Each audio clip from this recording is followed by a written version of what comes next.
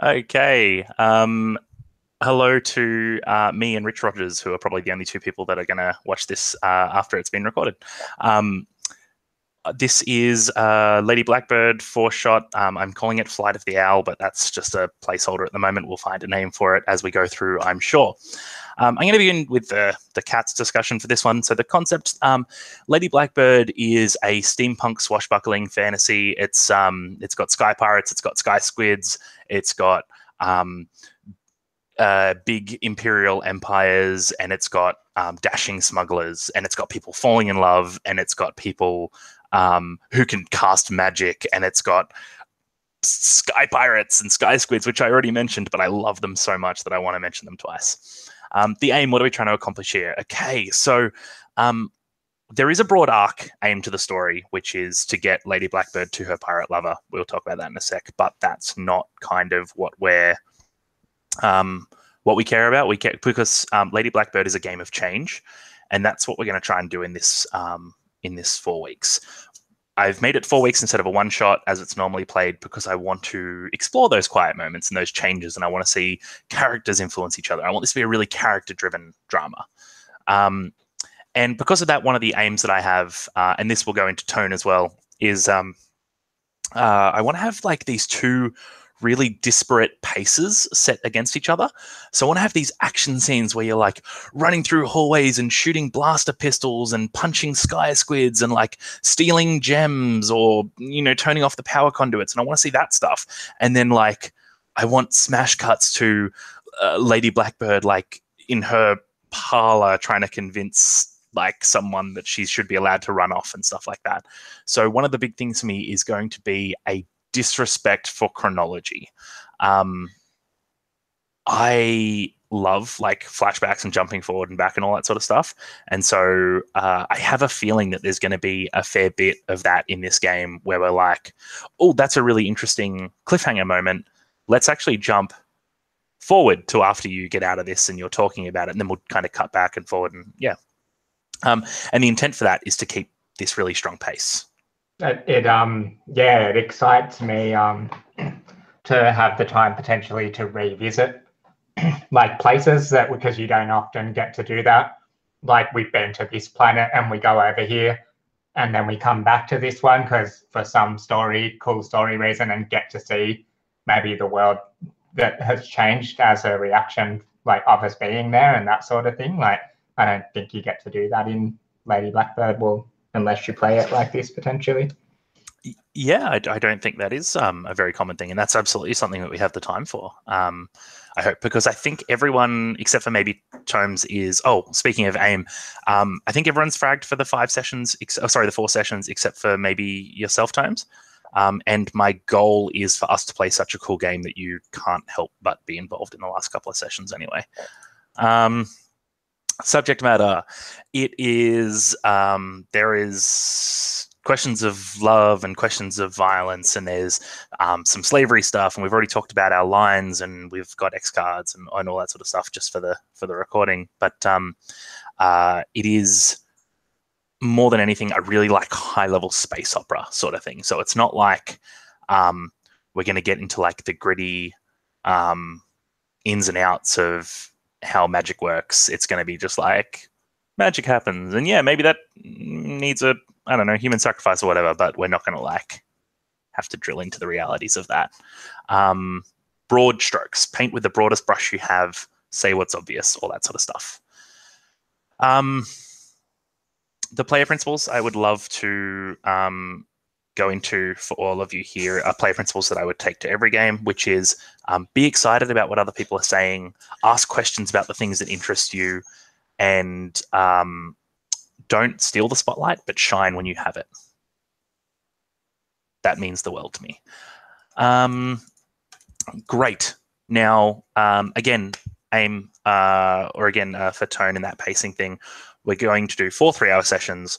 I want to be, it's now 6:49 my time. I want to be like actioning this thing in 10 minutes. Like within 10 minutes, I want us to be like seeing guards and firefights and stuff. So it's going to be real. and I will look at hourly breaks to get us away from here, if that works for everyone. If anyone needs to request a break before that, please do, or catch me. Oh, back channel as well. I'm huge on back channel. I love people like applauding each other and stuff like that. Chat is going off at the moment, which is great. Keep that up. Like, that's a great way to like do your asides and stuff. But if you want to jump on and say stuff and tell people that you think that something was cool and like congratulate them, please do. Like, I love applause. Not necessarily for me, but you know, I love applause in my games. So let's do this. Lady Blackbird is on the run from an arranged marriage to Count Carlo. She's hired a smuggler skyship, the Owl, to take her from her palace on the imperial world of Elysium to the far reaches of the remnants, so she could be with her once secret lover, the pirate king Uriah Flint. However, just before reaching the halfway point of haven, the Owl was pursued and captured by the imperial cruiser, the Hand of Sorrow, under charges of flying a false flag. Even now, Lady Blackbird, her bodyguard, and the crew of the Owl are detained in the brig, while the commander of the cruiser, Captain Hollis, runs the smuggler ship's registry over the wireless. It's only a matter of time before they discover the outstanding warrants and learn that the Owl is owned by none other than the infamous outcast Cyrus Vance. How will Lady Blackbird and the others escape the Hand of Sorrow? What dangers lie in their path? Will they be able to find the secret lair of the Pirate King? And if they do, will Uriah Flint accept Lady Blackbird as his bride? By the time they get there, will she want him to? Let's pick our characters. Has everyone got access to the Google Sheet? The one sheet? I don't. Cool, I gotcha. Was there a link for that? It was in the Hangout, but I'll put it up here too. Bam, bam. Oh, great. Thank you. There are 5 characters. There is the Lady Blackbird herself going under the false name Natasha Siri. There is Naomi Bishop, her bodyguard, Cyrus Vance, the infamous smuggler, Cale Arkham, his best friend and first mate, and Snuggle, the goblinoid pilot. Who would love to play a particular character? Please shout out. Yes, Stephen. Yes. Oh, I was just turning my mic on. I don't care. You turn it on. That means you... No, you turned your mic on. That means you make a choice. My only choice is I've played females in the last few games I've played, so I would prefer to play a male character. But other than that, you can pretty much change any. I don't know if Cedar agrees, but they're pretty flexible in terms of like gender, I would imagine. Absolutely. We actually had a female Cyrus Vance where Cyrus was a name that was handed down with the Owl. It was like a Dread Pirate Roberts Oh, that's kind of cool. Yeah. So, and also like Lady Blackbird, whether she's a lady or whether that's just like a name given to his station or whatever is. Yeah. Also or an awesome drag queen. Or just RuPaul in space. Yeah. And Snargle, who knows what the hell Snargle is. Exactly. So there's absolutely no tie-in. So what the hell? I'll just play Naomi. Is that cool with everyone? Love it. And I'll play Naomi female just because I've been doing that a lot anyway. So dope. It means you'll be really good at it. Lou, you had your mic unmuted for a bit, which means you have to choose now. I was just gonna say I'm very on the fence between either Snargle or Lady Blackbird, but I want everyone else to choose, and then I see what I get anyway. I hate you, Lou. You're bowing. You're not bowing to my authority. Ellen, you posted something in chat, which means that you have to pick one now. Yeah. I'm gonna play Snuggle, so Luke has to play Lady Blackbird. Done. Naomi, Lady Blackbird. All right. So between you two, Ari, I saw you on mute. I saw it happen. Yeah. If no one has their heart set on Cale Arkham, I'd like to give that a shot. Great. And Tomes, that leaves you with Cyrus Vance, the infamous outcast pilot. That was my first choice. Or outcast pirate, sorry, or smuggler. Awesome. That's so good. Please, on the Google Sheet, throw your names up in the player name section. And we're going to talk about the character sheets like real quick because we have 5 minutes before we need to see like the first shots fired. So this is great. You guys are so awesome at this. So on your character sheet, you will see traits. Traits are what you can do. When you do things that your traits are involved in, you get more dice, and therefore you're better at it. Don't think about it any more than that. The stuff that's in square brackets, you will need to unlock by advancing. We'll talk about advancement in a sec. But they're ideas for where your character can go, but don't be tied to them. Conditions are next on the list. Conditions are fictive. They don't have any mechanical input. They're more like conditions in like Monster Hearts, where it's like it speaks truth to the fiction. The one that's dead is like presumed dead. Just if you tick dead, it doesn't mean that you are. It just means that people think you are. Won't talk about anything more in conditions. Keys. Keys are awesome. So keys are your XP triggers. When you do the thing that your key says, so for example, Ari, you are Kale, I think. Yes, you're Kale. Yes. So one of your keys is the key of greed. You like shiny things. Hit your key when you steal something cool or score a big payoff. So if you steal something cool, you get 1 XP. If you go into danger, you get 2, and that's kind of up to us to define what that's about. And you have a buy-off. So your buy-off is to swear off stealing forever. And if you ever do that, you get 2 advances straight up. And you basically use 1 to purchase another key, and you get another free advance. It's awesome. So that's where I was talking about this game being about character growth and change and stuff like that. Some of them are really interesting, like Lady Blackbird's one about like the key of the mission. Like you buy it off when you decide not to go through with Uriah Flint anymore. And some of them are a little bit like more external, like that key of greed one. Secrets are special things that you can do. Usually meta level things. You can get people to re-roll failed rolls, or you can like do a special ability or something like that. Some of them are once per session. Some of them are you just do it whenever you do it. Cool. That's all we're going to talk about with mechanics until we actually get to them. Does everyone kind of have an idea looking at that about what their character is and does? Or does anyone have any questions at this point? Great. We are burning through this on purpose, but I love it. So it's great. Cool. Awesome. So, captured on the Hand of Sorrow, you were placed in the brig as prisoners are, and your ship is locked in the tractor bay where they pull in the ships that they pluck from the wild blue.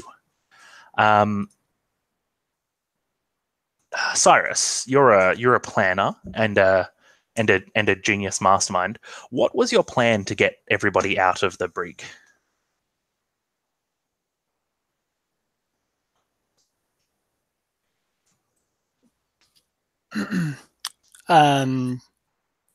My plan had to do with taking apart my arm. So my arm is, and maybe other parts of my body is fairly mechanical. And I think the idea was, maybe we could pick the lock with some of the material inside my arm. Yeah. Yep, cool. And then what was the plan after you got out of the cage? After the cage, I desperately need my key, which is my I have normally wear a necklace with this kind of weird shaped it's kind of like a big broad key, and it's got a weird, I don't know, very geometrically looking thing at the end. Mm-hmm. And I always talk about how it's precious to me, and I wouldn't survive without it. Perfect. I love it. So, I mean, it was a pretty straightforward plan, right? To pick the lock, open the door, and then leave and get the key. Naomi, when did when did Snargle ruin the plan? Like, what was it that Snargle did that ruined this plan? Hang on, I'm reading what Snargle actually does. So Snargle inherently is like a little goblin pilot, and big keys for Snargle are like get into dangerous situations, but also has like a real heart. Doesn't like to see people suffer. Okay, so Cyrus is taking apart his arm in order to pick the lock. I mean, like anywhere between that and arriving at this where they've stored this clockwork key that Cyrus is looking for. Where did Snargle lead the whole plan astray? So I think Snargle was unable to kind of hold back a comment. I think Snargle said something while we were sneaking down the halls, and it alerted the guards. Brilliant. Okay, so Snargle, what did you see that made you unable to hold it into yourself? We were sneaking down the corridor. The guards conveniently looking in the opposite direction. And Snargle just thought that was hilarious. These guys couldn't even do their job. So Snargle was like...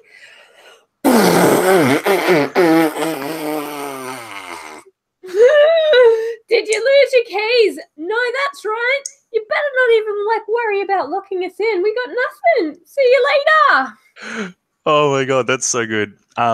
Okay, so you guys are going to be throughout this managing your own XP because there are 5 of you and I'm not a babysitter. But that absolutely key of banter is Snargle's thing about making snappy comments, and that is perfect. Bang on, Snargle. Give yourself XP there, Ellen. And because it got you in danger, you can even take 2 XP. Because Snargle, what do you do when, and I said it'd be 7 o'clock at 7:02. Snuggle, what do you do when the guards turn, see you there, and start shooting? Uh-oh. I didn't expect that. I think if you're a human, they might have been stop, we'll lead you back to the prison. But you're a goblin, man. You're they just put a gun on you. That's just racist. Well, hey, I'm sorry. You imperial rat bags. And Snargle gets down on all fours and runs towards the owl, tries to push, get down low and go. Oh, right. Beautiful. So I think there's these 3 or 4 guards that have been walking the halls, and they are throwing this hail of fire over you. This is a great chance for us to talk about some mechanics.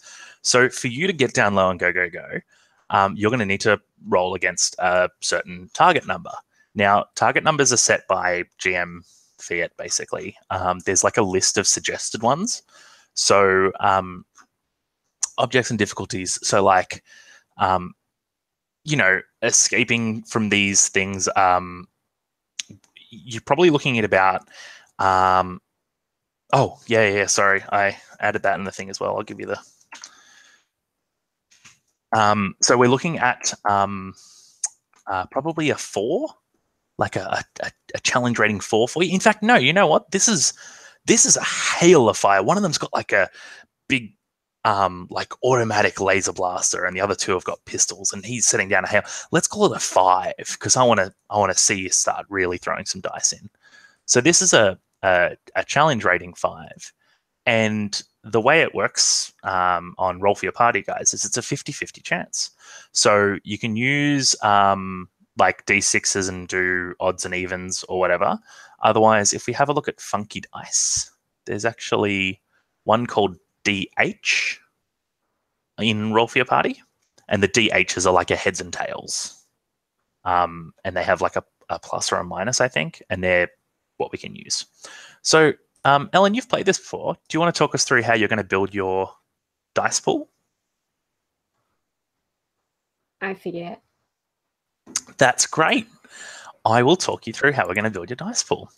So I should actually have some text here, which will be really, really good, because then I can read it out exactly as John Harper has decided. Oh, man. I'll make some laser noises for you while you're looking for it.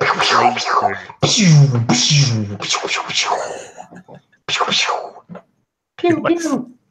You're my absolute favorite. Okay, I'm out of laser noises. It's someone else's shift. Cool. So you start with one die, just for trying. You start with one for luck. And then you select a trait and add a die for that. So you get to select one trait. Now your traits are the big bold ones. So which trait would you like to, do you think this most applies to? Snargle? Yes. Goblin. Mm-hmm. So I've got agile, quick, tumbler. Okay, yeah. So after each trait, there are these tags, and you get to add one for each tag as well. So you've got one for trying, one for goblin, agile, quick, tumbler. Do you want to add any more to that? What about warp shape too? Because I reckon as I'm crawling around, I'm looking more like a dog or something as well. See, I'm a soft touch when you come up with cool stuff like that. So absolutely. So you got 6 on the run there. Yeah. That's a good number. So you've got 6. You need to hit a number of 5, which is So I've given you a pretty high one to begin with. Yeah. Okay. Because I trust you. So what can we do if that's a little bit high?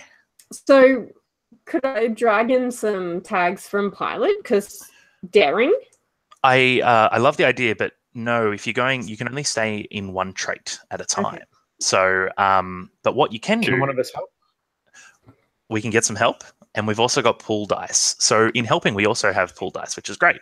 So we've got 6 dice at the moment. You have a pool, you each have a pool of 7 dice that you can just choose to pull in. If you fail, you get those dice back. If you succeed, you lose them. So... there's really, you want to go as hard as you want with your dice pool. You get them back when you have a refreshment scene, which is that quiet in between scene with another character when you have that moment of vulnerability. All right, I'm going to smash a 4 from my pool in. Mm-hmm. Who would like to help at this point? Because to help, you just give them one of your pool dice, basically. So you take one of your 7, give them to them. If they fail, you get it back. If they succeed, you lose it. Come on, guys.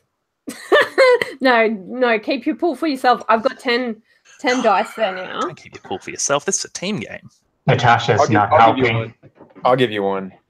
The little beast ruined our escape plan. How are you helping there? Thanks, Naomi, sweetheart. So Snargle is ducking and running for cover, right? Yeah. I think Naomi is actually going to give Snargle a shove in order to kind of put herself in between the gunfire and Lady Blackbird. That's awesome. That is so good, Naomi. That is so. You actually have a key about that, don't you? About like defending Lady Blackbird. Mate, that's XP right there for sure. That's how we do. Okay. How we do XP. And would it help anyone else for their generosity to know that Snargle is an old lady goblin? It helps the picture that Lou's going to draw of Snuggle later, I'm sure. Can more than one person help at a time? Absolutely. Yes. Yeah, I'd like to help. So, Kale, how long have you and Snuggle been together on the ship, on the Owl? I think we've been together since the crew on the ship came together, right? Since the beginning. Great. And so you were like, you've done this before. You've had to cover for Snargle before. Yeah. I know Snargles. Can make a little bit of trouble, so I try to keep an eye out for him. Great. Is it her? Yeah. Right. Keep an eye out for her. All right. Great. So if you want to help, Naomi and Kale drop yourselves down to 6 in your pool. Snuggle, you get an extra 2 dice. And So that gives me 12. And I'm going to give that a smash. awesome. And that, guys, this is pure Lady Blackbird. Like, we found some cool fiction in that. That's awesome. I love it. And let's see how it goes. Ooh. Oh, yeah, smashed it. So the crosses are what we're looking for? I mean, sure, the other ones are blank, aren't they? Yeah. Yeah, that sounds good. Yeah, I got 6 then. Whoop, whoop. Dope. So you cut and run along the floor with these like shots flying over Naomi protecting Lady Blackbird. I'm going to come back to you, Snuggle, and see where you end up. But first, I want to ask Lady Blackbird, or more importantly, probably Natasha Siri, is this the first time you've ever been fired on? Let me think. I don't think so, but I think that at least she's been trained in these sort of situations before. So I think maybe I'd like to imagine actually maybe she's had this really broad education that's been like, you know, governance and science and part of that training for her has been some sort of military training. But I imagine maybe nobody's really fired at her in earnest with weapons that like could totally kill her before. So it might be an academic. Well, what is your training meant to be? Actually, sorry, I'm not going to ask you that. I'm going to ask Naomi, because you're the bodyguard. What should Lady Blackbird do when she's fired upon? Lady Blackbird should do whatever I tell her to do because I was the one that trained her. Yep. So what's her bold-face drill? What's her like immediate danger? Or what? More importantly, what instructions do you yell out to her as you like get in the way of the fire? So Naomi yells out, "Down, milady!" and shoves her down to the deck, which is what she's trained to do. And then Naomi begins to basically like crawl her or pull her toward cover. Great. Lady Blackbird, you are meant to get down and follow Naomi. What do you do instead?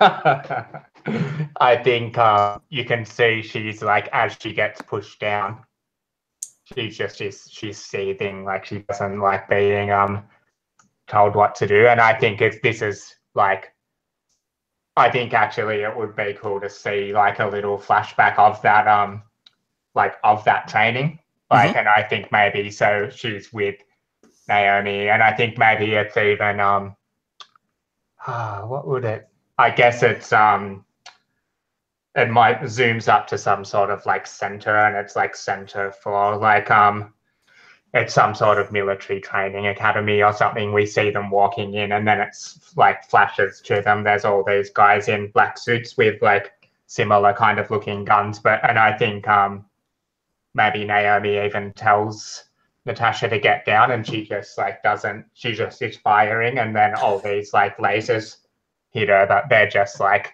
they're like essentially like paintball lasers. Yeah. Yep. And she's like, When we see this scene and everyone's like dressed in these black suits with like a big symbol on it, that's your house symbol. What does that look like? I think it's very hard to distinguish. It's like a black bird on a black background.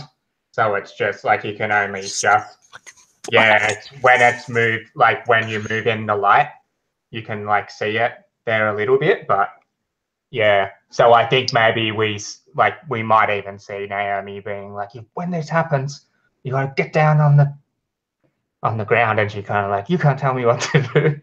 And maybe Naomi just like shoves her, if that's okay, so even Naomi just like shoves her down in a like similar way. But I think perhaps in this instance, after reliving that flashback, she's just like, oh, okay. And she's like crawling away along the ground, possibly after Snargle.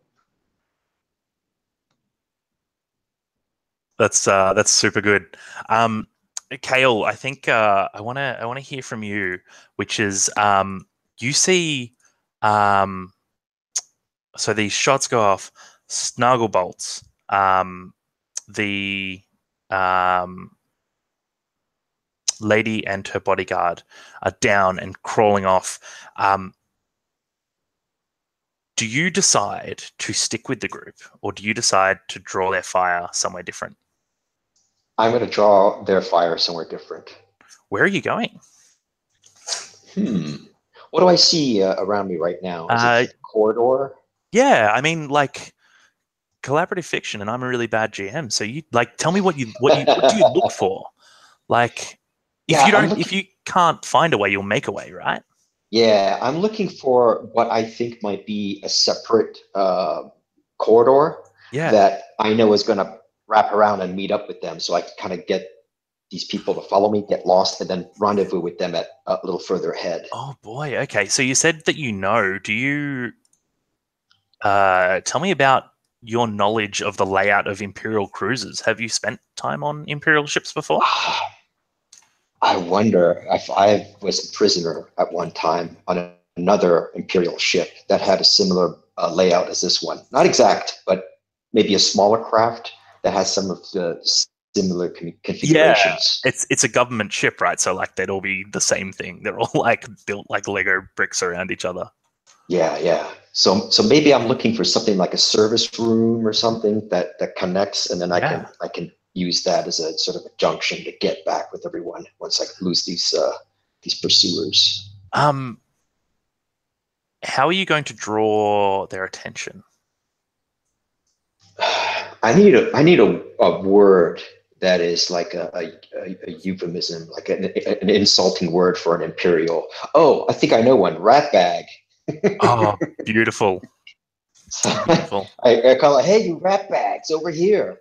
Get them to look at me, and then I bolt down the other way once they're on me, if they come after me.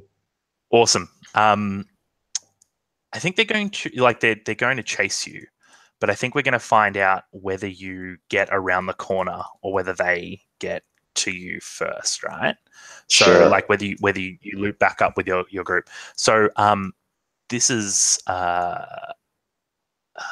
let's see, we're probably looking at something like challenging. This is probably a 4. So let's have a look at building your dice pool, shall we? You bet. Okay, so I've got a base of 4 from what I described, right? And I think I have 6 left because I spent 1 to help, so I'm down to 6 or 7. Yes. So I'd like to throw one in to the mechanic that keeps our baby running as smooth as she can. All right. So how are you fictionally helping Kale here? I think as I'm well, for one, rat bags. Rat bags. But I'm probably arriving to the owl at the similar, like I'm probably getting to the owl. Yeah, sure. And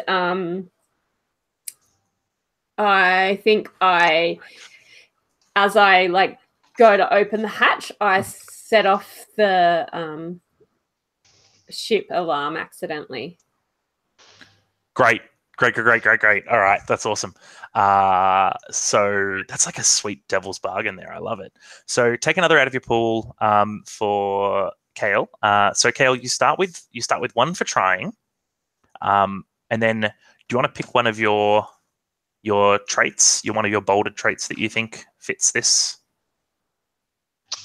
This is me, right? Yeah. Kale?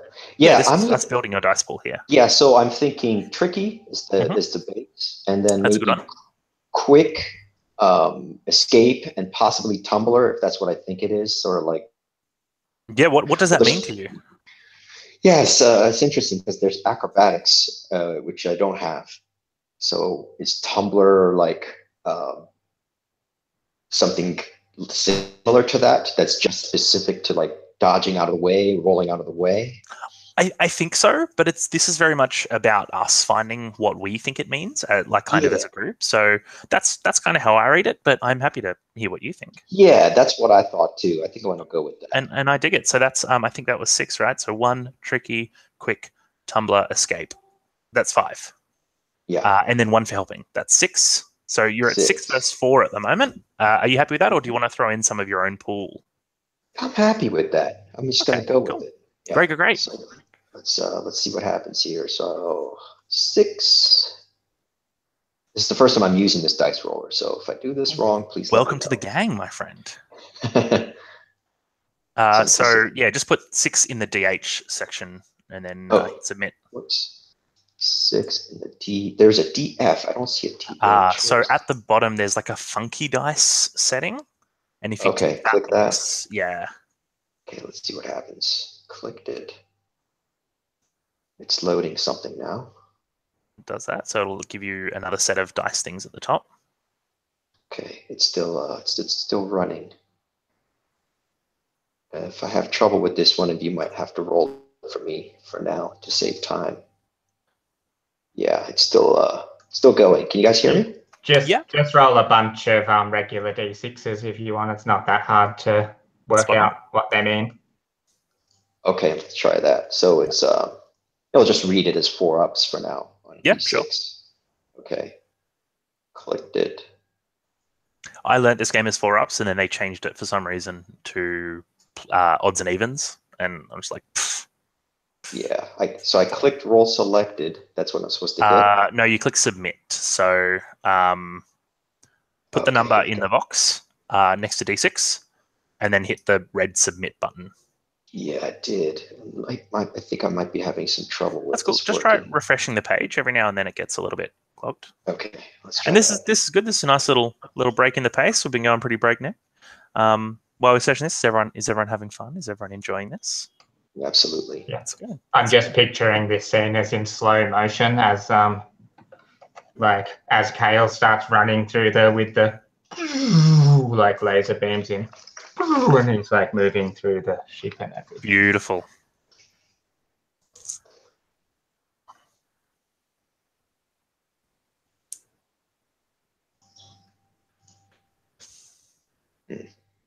How are we going with the dice there? Yeah, it's still. I still can't get it to work. Do you want me to roll some for you? Yeah, please. How many are you rolling? 6 dice? Yeah, 6. Cool. 6. I'm looking for 4 successes. I'm gonna roll real bad. You'll regret it. You are. It's okay. I know you. Bloop. I got 4. So good. You got 4. All right. Excellent. So the siren, the alarm goes off as the owl's hatch opens. The Lady Naomi crawling across the floor are free of the field of fire as the feet, these like, what would they wear? They wear like leather boots with like a lot of buckles on them. And they're not laced, they're buckled, and these like buckled feet run past you as they head up the hallway towards Kale. Cyrus, you are put in a position at the moment because there are 3 things happening right now. 1, Snargle has just set off an alarm at the owl, and that's not going to go well for anyone. 2, Kale has run off on her own. Towards like with guards chasing her. And 3, you still don't have your key. What do you do? I think I'm gonna. It may look like I'm leaving everyone behind, but I'm going straight into the owl. But that's only because when they pulled the key off my necklace, right? The guard who grabbed it just looked at it and just kind of chucked it into a corner, right? And this is when they were arresting us on the owl, right? On the owl. So I know that it's there, or at least that's the last place we saw it, right? Great. I'm not even looking back. I'm just like, I got my priority and I'm just heading in that direction. Awesome. So what do you, when you say you're not even looking back, the Lady Naomi, you don't look back to them? I'm just double checking. What's my relationship with the Lady Naomi? Oh, that's yes. I do have. I am enthralled. You can buy that off at any point, but you know what? No, I do look back. I look back, and there's this moment, and then and you can see that you know, like I lock eyes, and this is right when, you know, the whole bodyguard down on the ground action kind of thing's going on. Yep. Right. I think I look back and I see Lady Naomi, right? Just before, hold on, I got to get names right here. Oh, got it. Okay. Hold on. Wait, you said Lady Naomi? Did you mean Natasha Siri? I meant the lady and Okay. Naomi. Sorry, I think I Got breezed it. over it. Got it. No problem. So I think I see the lady, right? And there's this moment where, you know, like you can see my hand is still around my neck. Like that's what I'm thinking about, right? Is the key. But I look back and I start to let go of kind of my neck area as if I'm not going to prioritize that. And I'm about to head back. And then, you know, Naomi takes her down, and there's that whole scene, right? And I'm like, okay, that's handled. And I just turn and just book it into toward the owl. Lady Blackbird, can you describe what you look like as you're pushed down that makes you so enthralling to Cyrus? Like, can you give us you know that scene in 90s movies where the girl comes down the stairs and she's had the makeover and like the hair's out? Like, give us that. What does that look like? This is funnily, I think, just because Toma's here. It's Toma. It's reminding me of the one of when we played the Warren together one time, and I think it was Garrett. Like, what is it about the rabbit that you're in love with that makes them so enthralling to you? Like, that's the question I'm asking. Really cute rabbit. It's hard to do this without making it like a I think it's maybe it's a combination. So I guess this is explaining what, like, this is what Cyrus sees in her that makes her, this is a general, like, thing that she has about her that everybody finds particularly entrancing. I don't know, man. You've got the floor. You tell me. I guess. Oh man, does anybody want to help me out? I'm finding the question. Yeah. Let's do this. I think there's something about you know, what's her name? Naomi helped you get down, right? Yeah. But I think there's something about your move. Like, you know, you're still trained, right? Naomi trained you a bit, right? Mm. And I think there's something about, you know, before Naomi had to kind of help you get down, there was something about the way you rolled or the way you moved, which, you know, I kind of have this flashback scene and you see me, you know, as just like a soldier, right? Like one of many, right? And we're being trained. We're like new, fresh recruits, right? And you can see them training in the front and somebody's doing like this same role, right?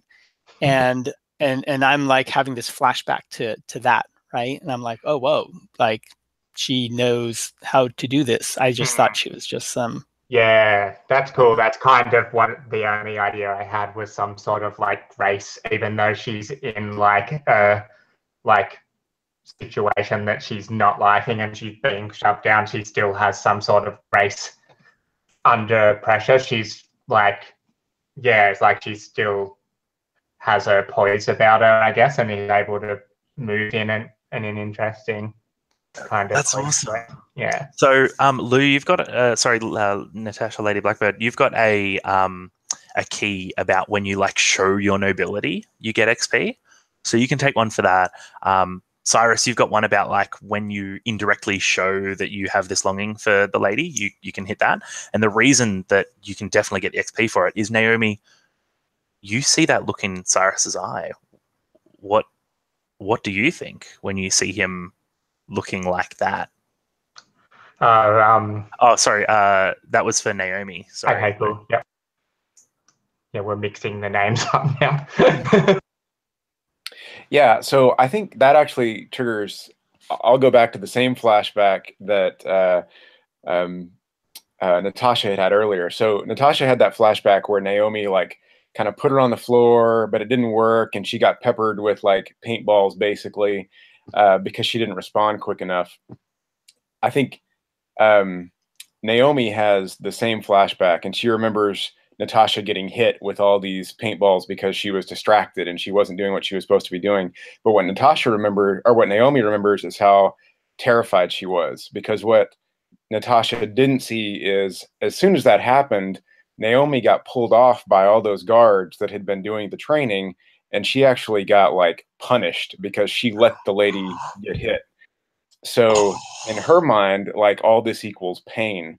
And she was actually, you know, scared. She might have been yelling at Natasha, but she was actually scared at the same time because she knew she was going to get punished for any kind of mistake. So when she sees this glance between Cyrus and Lady Blackbird, she gets that same like shot of fear, like she's going to get punished again because these people don't take this seriously enough. Oh my god, that's so good. That's so good. Okay. I'm gonna get to where the major group is, but Kale, you round the corner, and you've like led these guards on this goose chase. You're able to like, you know that the hangar's ahead of you, and you've got a shot to go for it. But Kale, you've got like a special weapon that like you've always had with you, and I don't know where you got it, but can you describe what it is for us? Sure. It's an electro rapier. Legit. Oh, super legit. The tip just might fit into a keyhole. You never know. That's awesome. So your electro rapier. Yeah. Are you prepared to leave that behind?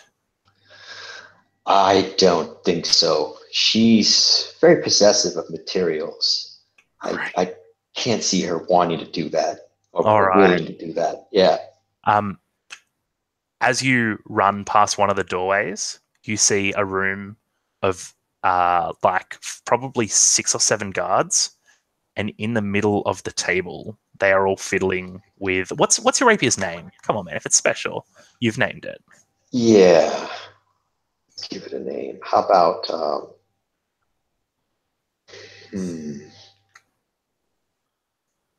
Silas? We'll go with Silas. Silas, excellent. If or you wouldn't Silence. mind, How about Silence? Silence. Yeah. Silence is a great name for a like a sneaky Kale. Yeah. Yeah, so Silence is sitting on a table in front of about 6 guards, and one of them has what would it look like? It's like held in one hand and then strapped to the arm to suppress like the recoil, and it's like It's like a bracer. it's like a drill. It's like a tool, and on the end of it at the moment is this huge like reticulating saw, and it looks like he's about to like separate the power source from Silence's blade. And we will find out what happens with that when we come back. Okay. Is everyone happy with a 5-minute break? Cool. Sure. Before we go though, is everyone having fun? Does everyone feel like they've had like a moment of character expression and spotlight at this point? Great. Yes. Great. I'm excited. I'm about playing a slight damsel in distress for a while and then totally breaking out of that with viciousness later on. That's Lady Blackbird, man. Out suckers. All right, too easy. So I've got to 7:34 at the moment, so 34 past the hour. Let's go until 40. So we'll go for 6 minutes, and I'll catch you all then.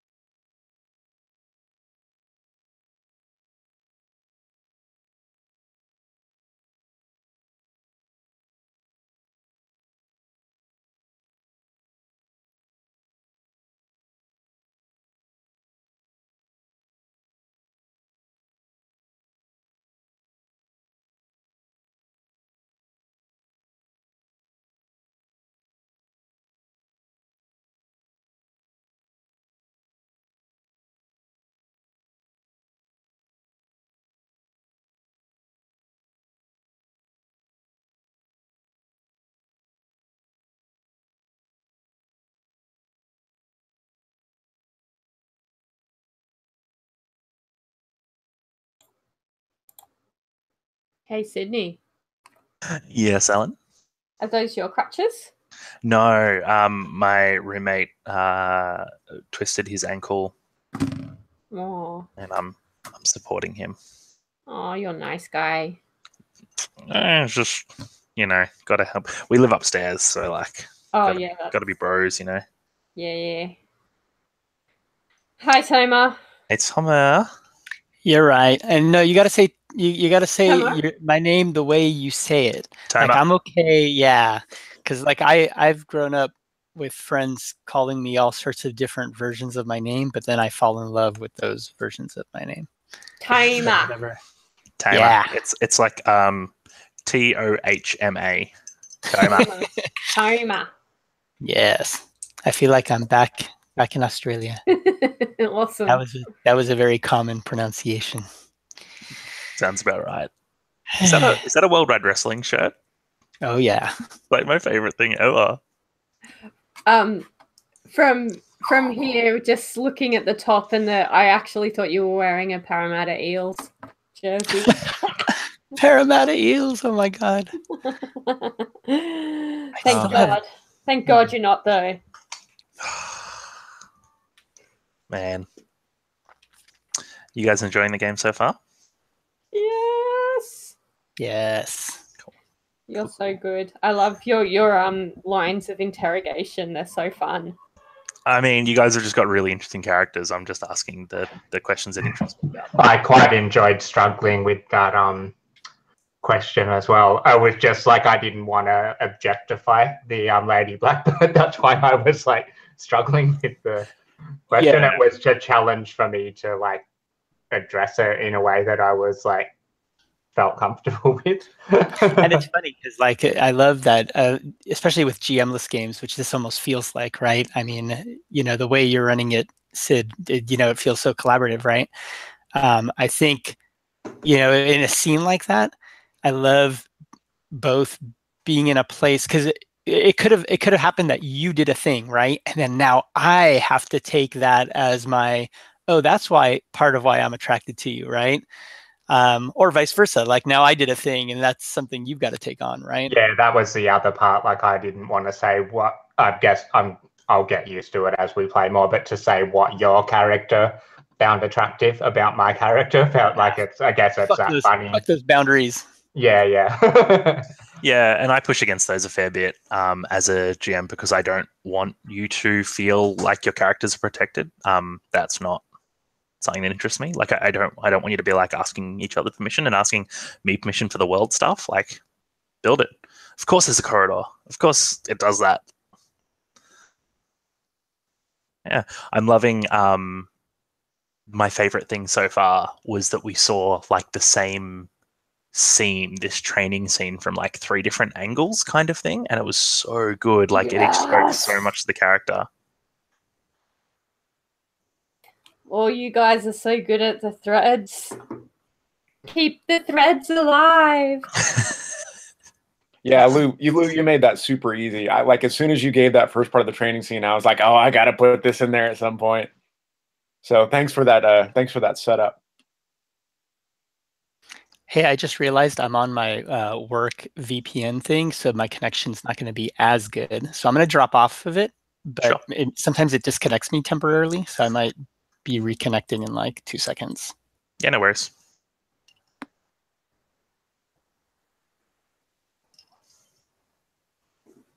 Start working magically all of a sudden. Yes.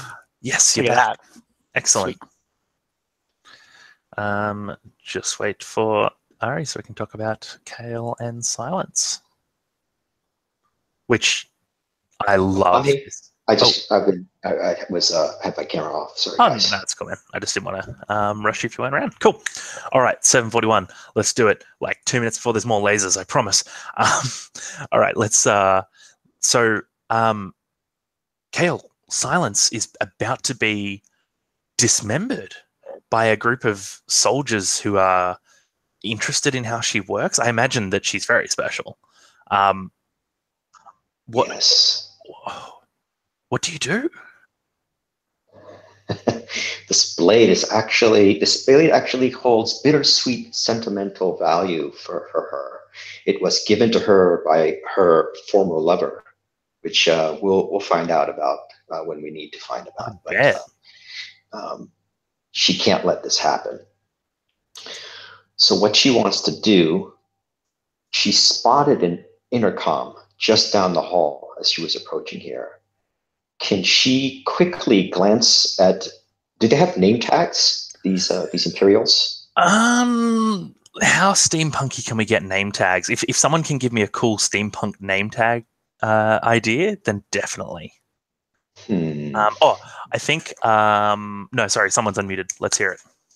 All right, so they have there's totally this weird, kind of object that we've been seeing on their on their chest just over to the right, and we don't really know what it is. It just looks like a almost like a scale from a piece of armor or something, right?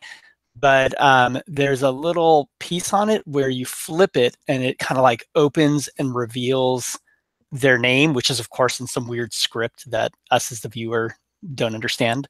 Yep, but like they almost subtitles. but they almost, they don't have visible names, right? They're not supposed to, but unless they are supposed to open it, right? Or they're superior officers. Yeah, so I mean, actually, Ari, if you're looking for a name, surely Kale recognizes one of these people from when you were captured before, right? Yeah, maybe a couple of them, maybe two of them. So what I'm trying to do is separate them from each other somehow. Okay. So I go down to the intercom, which is just down the hall. It's still barely in earshot, so I'm risking something here. Yeah. My own. But I get on the intercom and I say, let's give them these two guys' names. How about Gilbert and Quigley? Gilbert and Quigley, yep. Gilbert and Quigley. I say, Gilbert and Quigley, report to your stations at once for inspection, and then hang it up again. Right, and then I try to pull myself up in the alcove and stay out of view and hope that they pass by. Mm-hmm. And then what's the plan? If I see anything valuable on them as they pass, I might have to lift that off of them. I mean, what is valuable to you at the moment?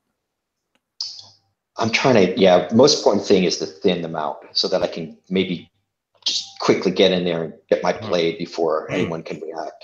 So I think like as they walk past you, the door that they were of the room they're in like shuts behind them, but one of them's got the like the pass card that dangles from what would it be? It wouldn't be a pass card. It'd be like a like a punch card. Yeah, like a proper.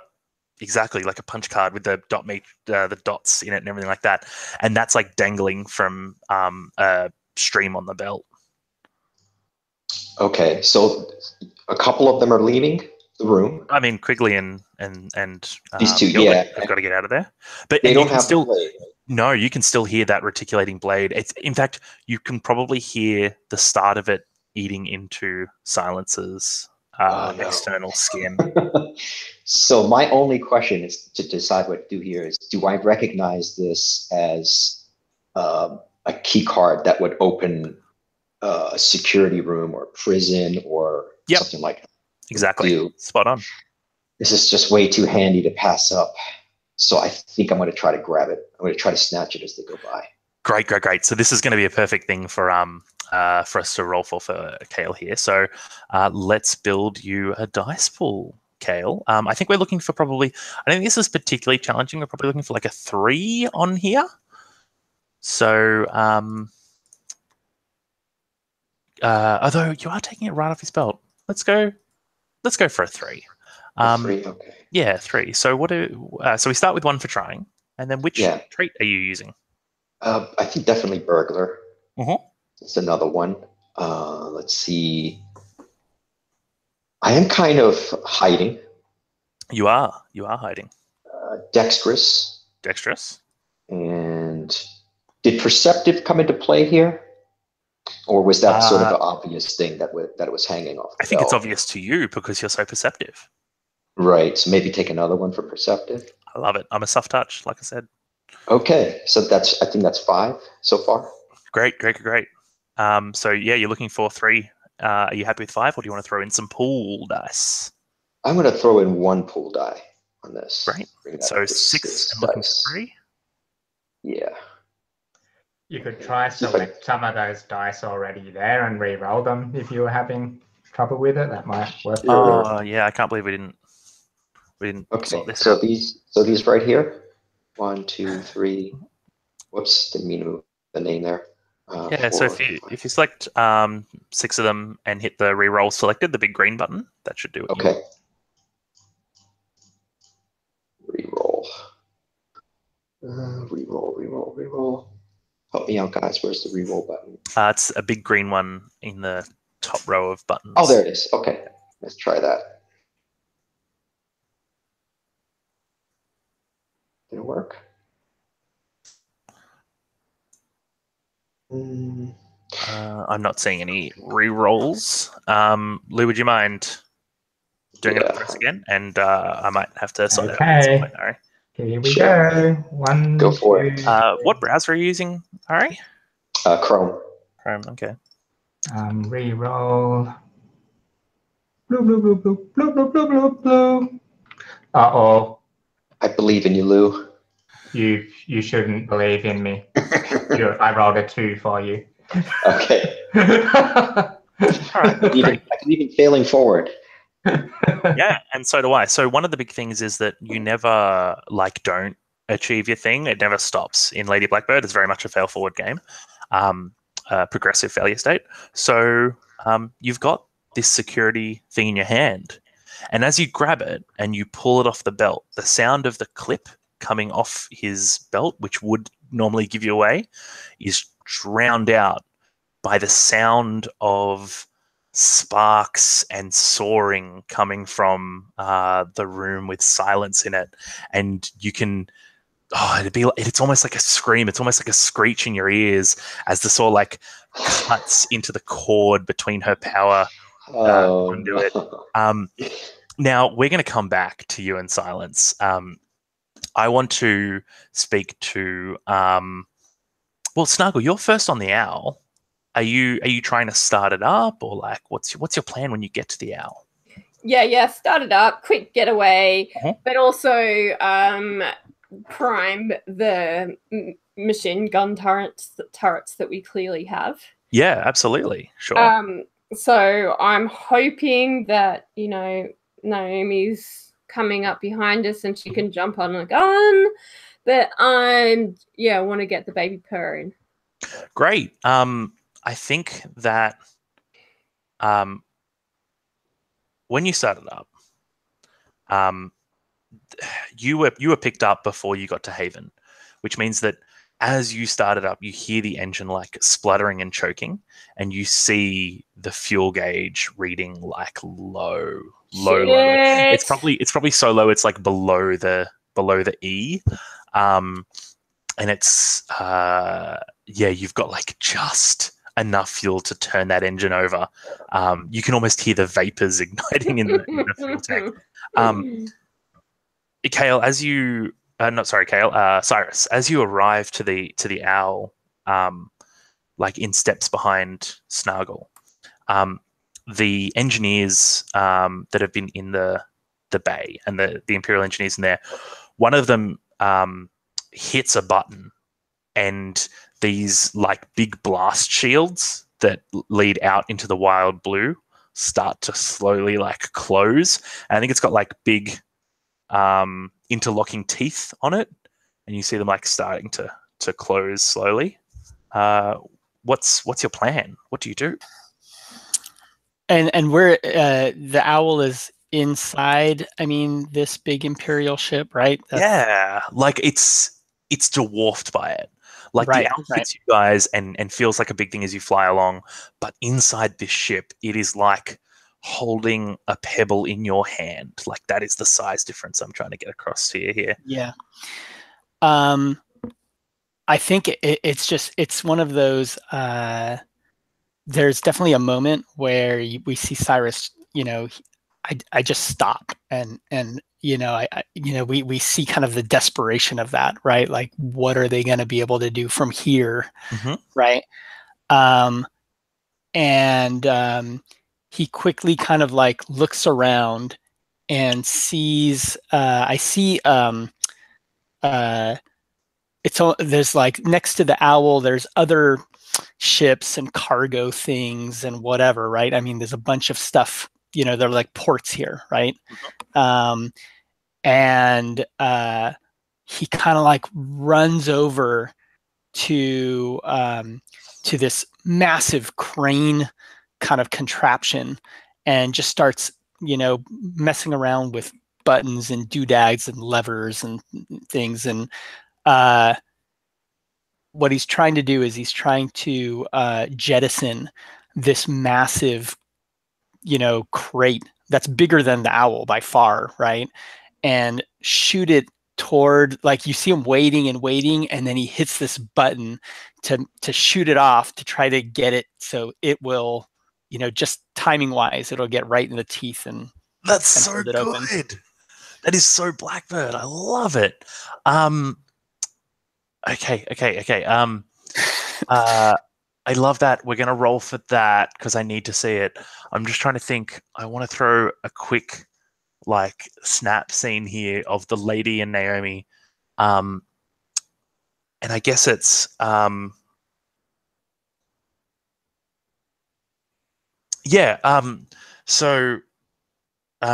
Naomi, when you get to the hangar, do you run for the owl or do you go to help Cyrus? Oh, she runs for the owl. Great. That's perfect. I love it. Cyrus and is not her responsibility. Perfect. Lady Blackbird, why do you run to Cyrus? Because he needs my help. Obviously, he's obviously not able to get us out of this on his own. Like, he's pretty much engaging in a 1,000,000 to 1 chance right now. And of course, you can help him. Yeah. Right, because you're going to be excellent with this crane. Perfect. All right, so that's exactly what I love. Can I get Cyrus? Let's build your dice pool quickly on this one. So, you start with 1 for trying. Oh, sorry. What are we going for? We're going for a probably. I think. Oh boy, I want to make this a 4, like a challenging thing, because you're trying to jam this thing in the perfect timing. I think. Oh yeah. And it's going to be so perfect. So I think, it's challenging. We're going for a 4. You start with 1 for trying. What's next? All right.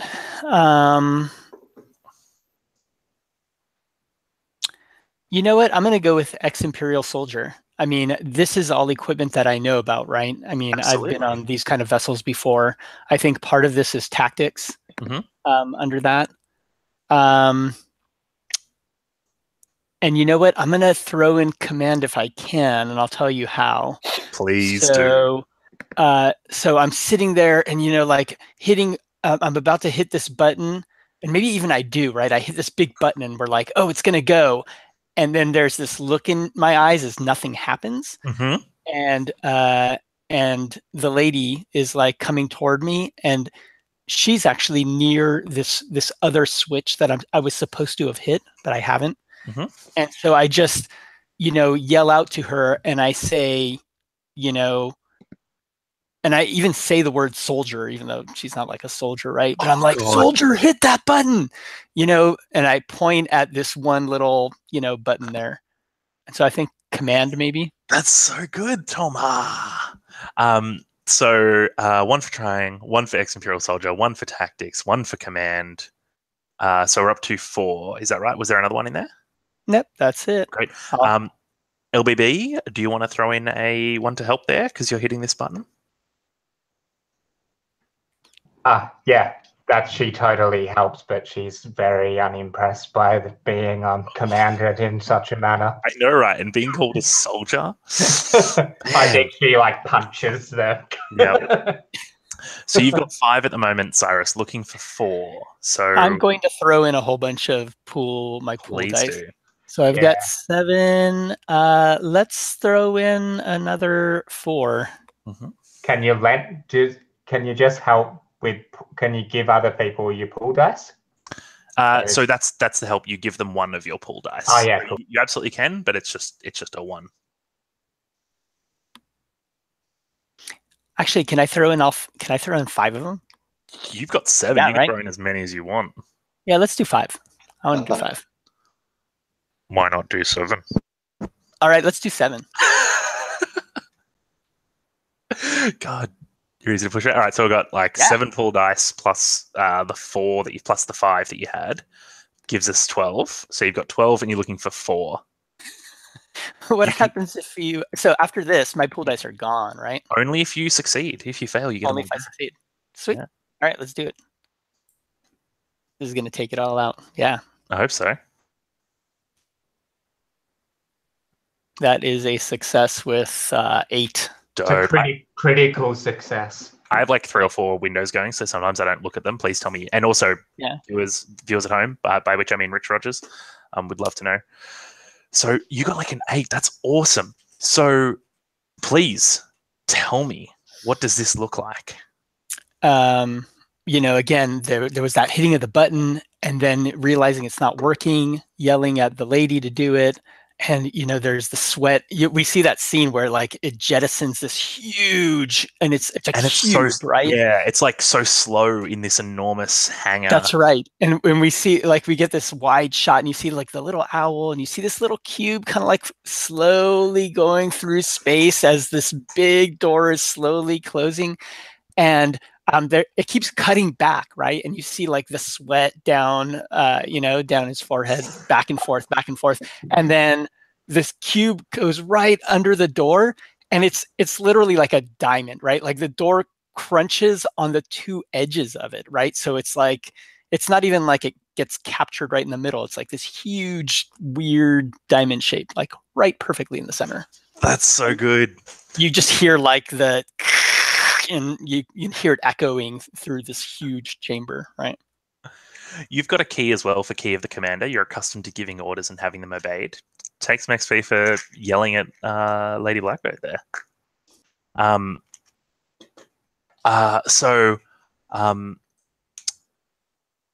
Snuggle, the ship lifts off the like microgravity of this hangar. And as it starts to like pull into its like takeoff hover, like just off and you hear the steam like psh, out of the engines on the side, and it's the sounds of a ship that doesn't work 100%, but it's your ship that doesn't work 100%. So like it's those familiar sounds of a broken engine. And as it pulls up to this like just up to this soft height, you feel the tug of the restraining hose that has been like plugged into the side of your ship. I think we have. Yeah, I think there's just like the tug of that hose, and then we have like Cyrus and Lady Blackbird like climbing into the side of the ship up the rail and stuff, and from behind everyone being chased by like 20 odd guards at this point with the alarm going off runs Kale with Silence in his hand. At the moment we can't tell how much damage has been caused to her, but we have Silence, and as you like charge towards the ship, Kale, you've got guards behind you, you've got the ship in front of you. It's like still tethered to the Hand of Sorrow, and Snuggles in the front seat. You can see him through the cockpit. What do you look like when you fly the ship, Snuggle? So my pilot seat is right up to the front window. Yep. And quite a small figure. So like there's like big windows, and then you just see this little hunched little nana goblin with big thick glasses on, like the steampunk goggles sort of thing. Yeah. And she kind of moves and looks a bit like the owl in some ways. Like she crunches the gears, and like You're surprised that she's a pilot at all, really. Like, does she still have a license? Is she allowed to drive? Oh, that's so good. Why? XP, Ellen, please. Yep, and Kale, the last thing that I'll add to this is that, I mean, you probably see like Cyrus or someone like climbing into the turret, and you see the giant doors that are closing, and they've caught on this like diamond-shaped cube that's been wedged in there, and you see them strain and then like slip an inch as the cube crushes down, and then they strain and slip another inch. What do you do? Can we briefly, sorry, I just really briefly want to see up in the, like where the dudes are trying to shut the door up in the little, like, control box, just like trying to like use the controls to get the door. Yeah. And they're like, ah! So there's like there's like a handle they've got to turn, and it's got like, and it breaks off, and they try to like jam it back on. Sorry to interrupt, Ari. I couldn't take that in. And sorry, one more interruption. Like a 10-foot pole. Who is running this game? 10-foot pole and poking the crate, like trying to push the crate out. Sorry.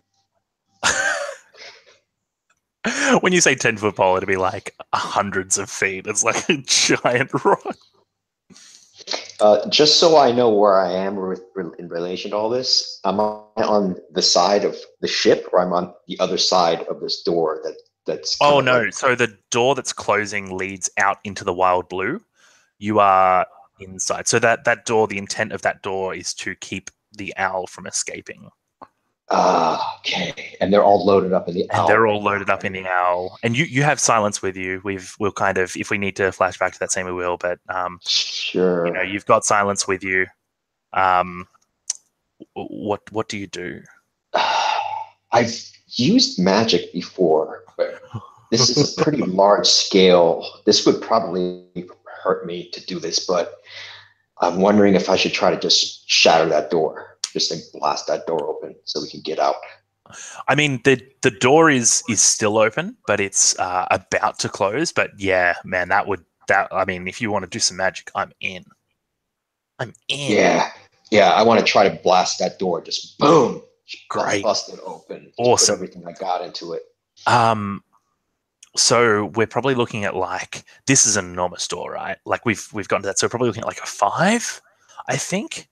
Sorry, just jumping in. What if I blast just the cube? Is that big enough? Like, would it stay open long enough for us to be able to get the owl out? I mean, the question is, how long does it take you to get the owl out, right? Like at the moment, it's jammed open by the cube, and so like you've got an amount of time. But look, let me put it this way: there are only 2 times that door is going to close, either just too early or just late enough. Okay, yeah. So I'm going to try that. I'm just going to go for that cube and try to blast the cube, shatter the cube, so that we can have a little window of opportunity to get out. Yeah. All right. Spot on. I love it. So, yeah, I think we're going for like a 5 here. Like this is like messing with any part of this door is this is enormous. Like I want to get the scale of this door across, which is that it's like a maw. It's like a giant mouth that's closing to keep you in. So let's go for 5. So we've got 1 for trying. 1 for trying. We got petty magic. We've got shatter. Yep. And I think can you only use 1 because it's petty magic? You can only use 1 of your... That's it. So like with Kale's thing is like you can put the force behind it, but it's coming from your pool dice, like not from your attacks as much. So as you totally pointed out fictionally really well, like this is drawing from inside you. Yeah. So shatter, petty magic, 1 for trying. And I got a question for the last roll that I did when I was taking that key card. Yep. Was that using one of my keys, Key of Greed? Yes, absolutely. Yeah, definitely. Was that in danger or just a normal situation? I I mean, yeah, take it for danger because it did put you, because you failed it, we're going to give Silence some sort of damage, but we're going to find out what that is when she gets pulled out, basically, or when they get pulled out. I'm super excited to see that, by the way, the first time you pull Silence out and we're like, oh yeah, remember when it got hit by that saw? Yeah. And because I failed, I get the die pool back. Correct. Is that right?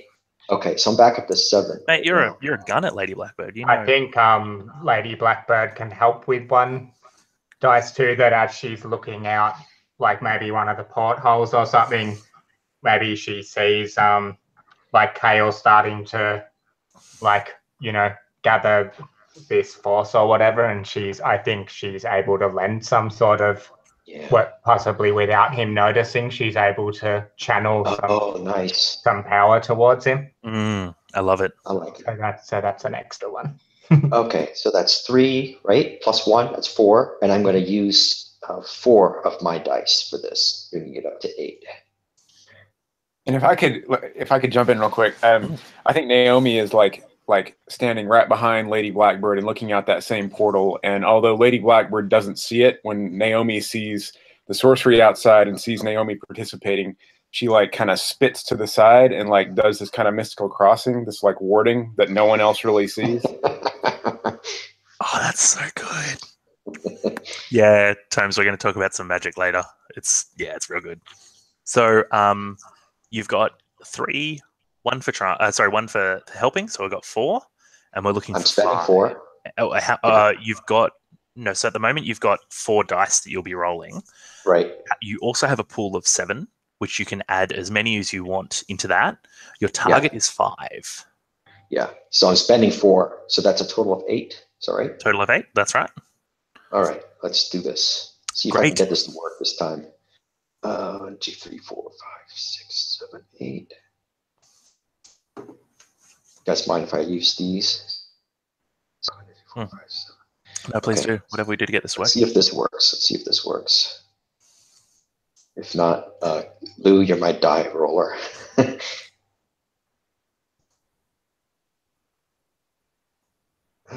it's not working. Cool. So you're rolling 8? 8. Yeah, you go for it. Okay. 1. We'll sort this out when we get an interim Ari, maybe in the next break or something. Sure. This is such a good game. I don't know what's going to happen. Here we go.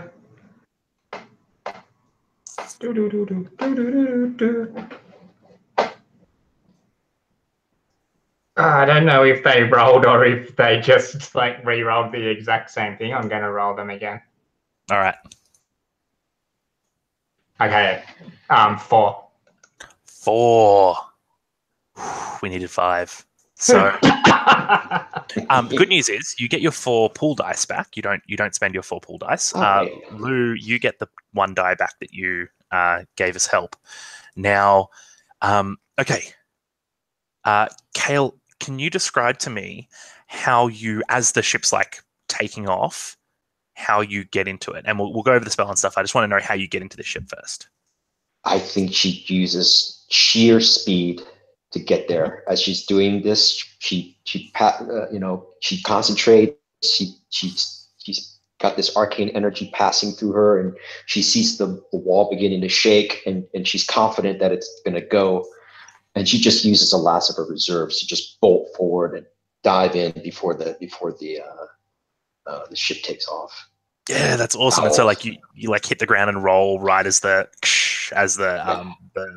thing shuts, and then behind you, like you can hear the as the wheel locks shut.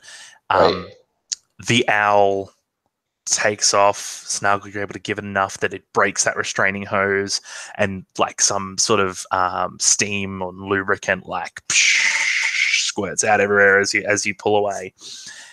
And right as you're going through this door, the shatter spell like angles the teeth outward, and so right as you're going through the door, you would have hit the teeth as they shut close, except they've been like pushed outwards, so you slip between them, and the door crunches down hard enough that you hear the edges of the metal let's like scrape along the owl, and there's like a like along the side of the engines and through like the fluid storage and stuff underneath. It just like you hear it catch on one of the rivets and it like rips a panel off, and the owl pushes out. And I think there's probably like a scene of Snargle pushing up the throttle and like it just not going any faster. Like there's no warp speed here. You are like chook, chook. And so my question is, knowing what you know, Cyrus, of the Wild Blue, what is the best way for you to get somewhere to repair and refuel without being tracked or captured by the Hand of Sorrow again?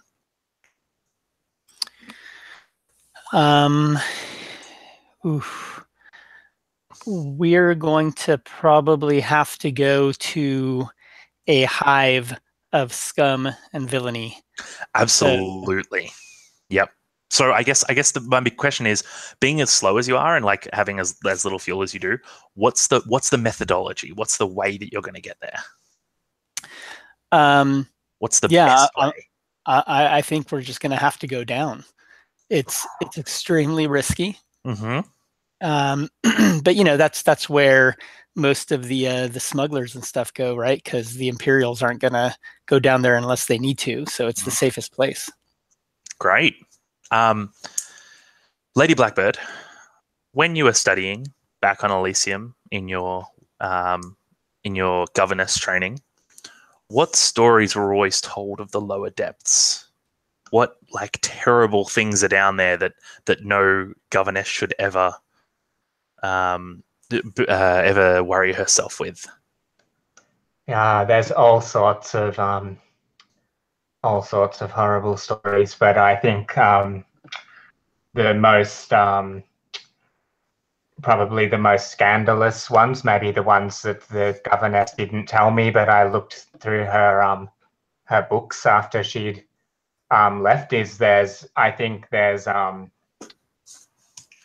it's not like clear whether this is real or not, but there's gods down there. You see people say that they've seen gods down there, and they're kind of like they're naked.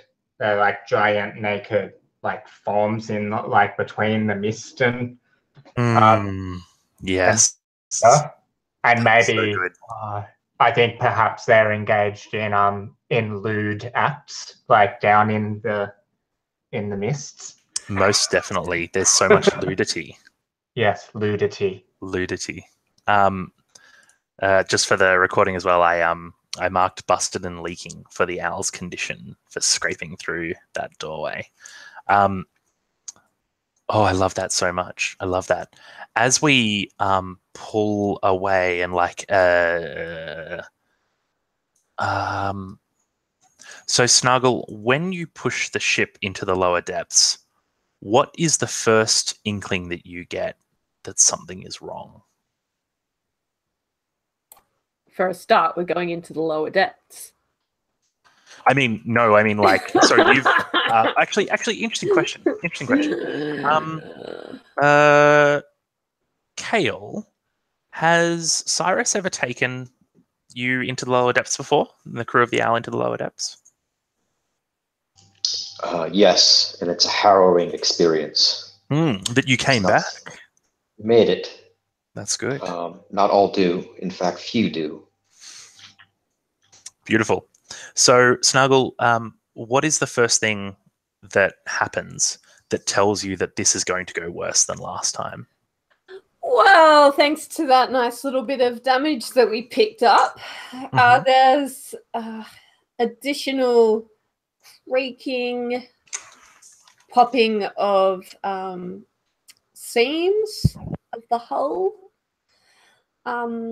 There's dials and lights that are blinking and flashing, and Snargle's there. She's shaking her head. She's like, nah, No. What did you do to my ship? And she's directing that to Kale. Yeah. Oh, I'm probably so weak right now that I'm like, half getting this anyway. Yeah. What do you mean your ship is our ship? You tend to the owl when we let you, but she does not take your commands. She's not looking too good, is she? Sometimes I wonder if it's time to throw in the towel. What?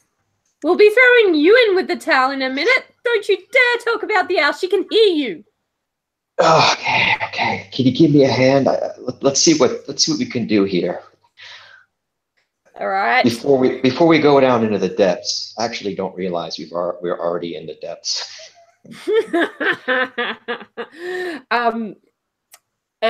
Snargle gets a ball of yarn that she's been crocheting and ties it to some levers and a mug that was sitting next to it to get the steering to be as autopilot as it can, and follows Kale to have a look at the damage.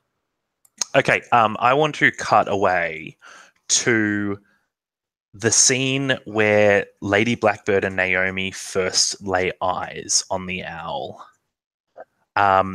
Cyrus, I imagine you're leading them, and I imagine that when you reach this, actually, where was the owl parked when you first introduced them to it?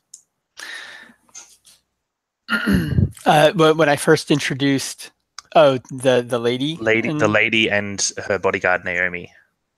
Okay, I want to know if I can do something here. So I think when we see the first time that we're introduced to the lady and Naomi, we don't see Cyrus as the captain, right? Mm-hmm. We actually see Cyrus walking up, and you think oh, okay, he's going to talk to them, and he just stands there, and then we see now the captain next to Cyrus, right? And it's Captain Nova, right? And she's sitting there talking to them about passage and exchange and all this other kind of stuff, right? And Cyrus is just kind of sitting there looking imposing, but not the captain, right? I think it's now this whole escape is happening, right? We just saw that scene, and when Cyrus runs into the owl, Cyrus doesn't go to the bridge, doesn't go, to any of these other places, just runs into this chamber, which is somebody's sleeping chamber, right? Like a little birth chamber. And we see a body on the ground, and we see a pool of blood, and there's a moment shock, and then Cyrus reaches down and grabs his key, right, on a necklace, which has got blood all over it right now, and he puts it over his neck, not even really looking at that, but then reaches down and grabs a little kind of pin from this woman's uniform and puts it on and walks over to the bridge and is like, I am the captain now, and this is the first moment that Cyrus becomes the captain of the owl. Fuck. That's awesome. Oh my god, legit. Absolutely legit. Far out. Okay, we're going to have to find out more about Nova later. I really want to do that. Fuck, what do I do with that? That's awesome. So back on this scene with Nova introducing and talking terms. Does she talk terms with Naomi? Do you insist that she talks terms to you, or do you allow the lady to set her own or to do her own discussion? No. Naomi is obligated to let the lady at least pretend to be in charge. All right, brilliant. So as Captain Nova takes a step back and angles her arm towards the owl, We'll start with Kale. I want to know from you, Kale, what when you first laid eyes on the owl, what made you fall in love with it? I think the thing that she fell in love with was the fact that it was so just run down and somehow was put together in such a way that it's even better than more advanced models of ships. Rustic charm. Through the ingenuity of the crew. Right. And I think that it's not just the ship that she felt this bond with, it's the fact that the crew had that ability, so it's all sort of one thing together that she loves. Beautiful. Lady Blackbird, when you first lay eyes on the owl, what is it that sets that sinking regret in your stomach? Maybe to her eye, it just doesn't look sky-worthy, and she's like, this is what I've fallen to. She's like, oh well, at least no one would ever expect me to be riding around in such a thing. Yeah, absolutely. There's like Snuggle walking around, like pushing panels back on that are falling off. Yeah, I think maybe as she's thinking that, she does look up into the bridge, and there's just this weird creature up there that she doesn't even recognize, or he's probably a bit too far away too. What the hell is that? And when you're looking at Snuggles, she's scratching her butt too. I can't see that far down, but I can just tell from the movement that he's probably scratching her butt. Oh, you two are absolute tone setters with Snuggle. And Naomi, what is it that you say out loud about the owl to Cyrus, because the captain and the lady are off talking together? Like, what's the comment that you make out loud to Cyrus?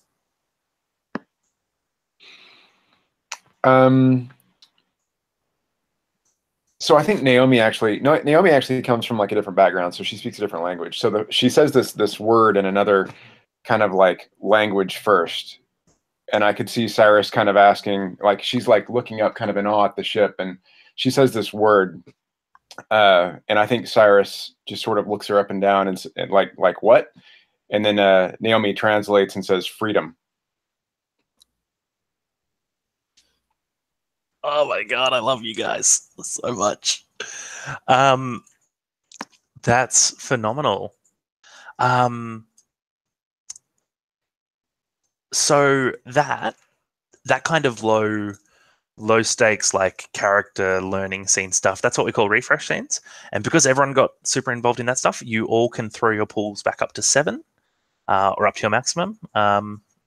If you increase it. I just want to quickly go through, does anyone want to talk about any keys they think they hit that they're not sure about? I think there are some that are striking blows against the Empire and making progress toward the mission. I think this is a really good opportunity to tick those off if you haven't, or to not if you haven't, but to mark them as good XP. Is anyone looking at close to levels at the moment? Oh, we're getting there.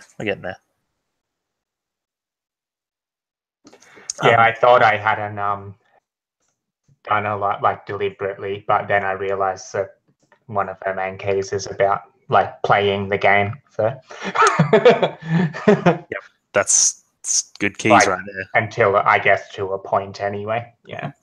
And if anyone's used a secret that's once per session, you can regain the use of one of those. But I don't think anyone's used them at the moment. Now, okay, I had a question about secrets. Sorry, how do those work? Do you just invoke those? Yep, some of them are fictional triggers. So, for Naomi, Secret of Destruction is fictional authority. When you punch things, it's as if you're hitting them with a sledgehammer. Okay. And then the Secret of the Bodyguard is, if you roll, you just invoke it. And you're I'm going to re-roll this one because I'm a bodyguard. It's what I do. A quick question, Sid. Go ahead. I was curious about the key of the mission. Mhm. Do you think getting that gate open and the escape, does that fall under that category? What do you think? I think so. I agree. That's what we're doing here, right? Absolutely. No, that's spot on. I love it. All right. So yeah, I'm pretty close. I'm 1 point away from making it to the next Dope. one. When someone hits an advance, let us know. We'll talk about advances and stuff. It's not super complex, but you increase your hit dice, all that sort of stuff. Kidding about the hit dice thing. So what was I going to say? Oh, Lady Blackbird, you have something that hangs in your quarters, in the quarters that you have been afforded on the Owl, that is quite like beautiful and speaks to your nobility. What is that? I think that it's a staff, like it's to do with the families, kind of the like the Stormblood kind of mage blood that the Blackbirds have. So Yeah. I think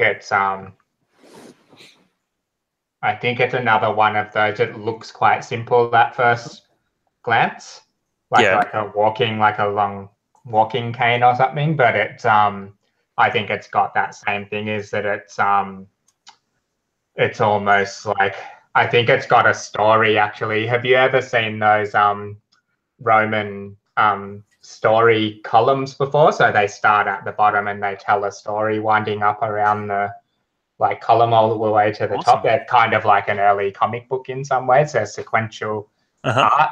Yeah, so I think it's got black on black kind of probably really small illustrations of the whole history that's super of cool. the Blackbird family. Yeah. So sorry. No, I was just going to say it's probably not something that she should have run away with as well.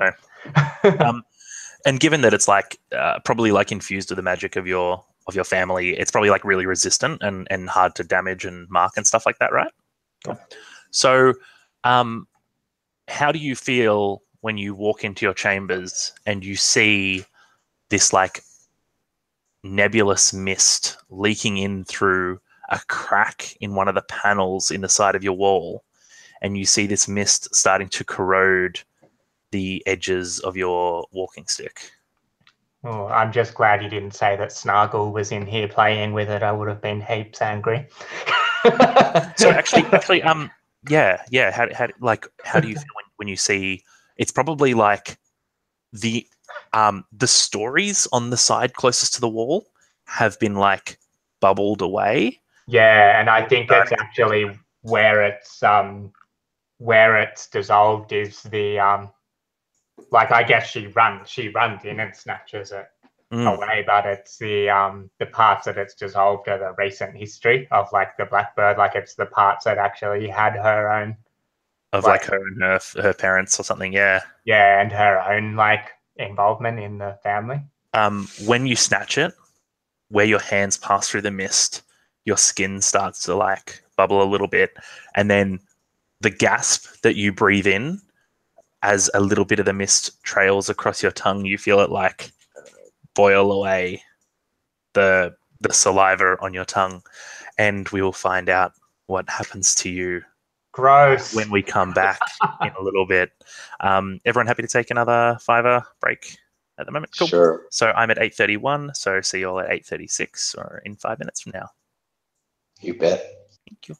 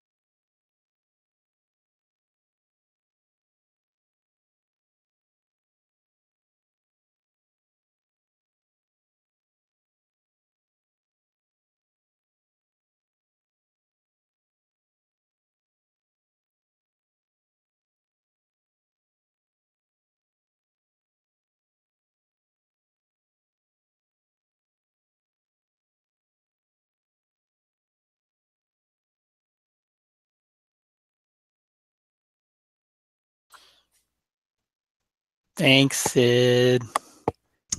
For what? So I've been looking at this game for a long time, but there's a part of me which is like, I don't even know how do I run this? And the way you're running it is just what I think that's kind of what I'd feel most it's a little bit of how I would get comfortable into it, because I've played a lot of GM-less games, and I love even games that I haven't played before. If it's a GM-less game, I'm like, okay, well, I'm just like one piece of the action, so I don't feel the pressure of needing to come up with, make it the thing, right? Like Yeah. GM-based games can kind of sometimes make you feel. Yep. Yeah, and some that's people love that. Some people can't get enough of. I have created a world. Please, Right. come sit before me, and I will lay out to you my smorgasbord of story. But I don't like doing that. Oh, this is great. It's It's so good. It's got a very Firefly vibe to it, like all the flashbacks and everything. It really feels like, what's that one episode of Firefly where they Out do of gas. Yeah. Out of Gas, yeah, where they do like, this is what you thought when you saw the ship the first time. That is exactly where I'm drawing a lot of that inspiration from, and you're all jumping on us. Like when I said absolute disregard for chronology, you're all on board for that. So that's awesome. Yeah, I'm still looking forward to seeing. Even I like the idea that we can flash back to stuff that happened like before or during that escape scene thing, like potentially still seeing the scene with getting the sword back, like later on, like that would be really fun. Absolutely. I'm super excited about it. I actually I'm creating a list of questions that haven't been answered yet, and I'm getting really excited about finding all the answers to them. Yeah, it's like the reason times I lean so much into the collaborative stuff is because you guys are more creative than me in a lot of aspects, and 5 brains are always better than one. And Lou's Gods in the Mist thing is so good, and I really look forward to it. Yeah, and it's awesome. Dope. Yeah, let's try that. I'll just make a new one now because I'm here. I appreciate it. That's right. And I'll test it out right away when you do to see if it's okay or not. It's in chat there. Let us know how it goes. And Shane, if you're watching this, roll for your party, mate. Get onto it. Troubleshoot that shit. He puts so much work into that, and I give him so much shit whenever the smallest thing goes wrong. Yeah, as soon as I click roll, it says the requested URL could not be retrieved. It jumps to an error. Yeah, it's working for you guys, so I think it's user error for sure. I'm doing something wrong. We'll look into that at some point. All right, I want to. Naomi, sorry, Lady Blackbird. You're obviously choking and gasping. We're not gonna talk to you now. You can struggle for a bit. I want to talk to Naomi and Cyrus because I want to know that Naomi, you're quite you're a bodyguard. You've obviously been involved in some militaristic training. That's what you've taught Lady Blackbird a lot about. What is it that you saw in Cyrus that tells you that he is also ex-military? Oh, his bearing. He's got the bearing of a soldier. Plus, he stays calm under fire. Absolutely. And he yells at people and calls them soldier. But they're both two really good points. And I'm wondering, you have no love for the Empire, given that they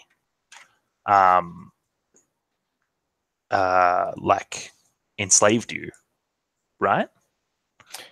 So the way I look at it, Naomi was, I think there's a difference between being a pit fighter and being a slave. I think she was a champion of the pits, and that was a reputable profession. And then she was enslaved out of that as a bodyguard, basically.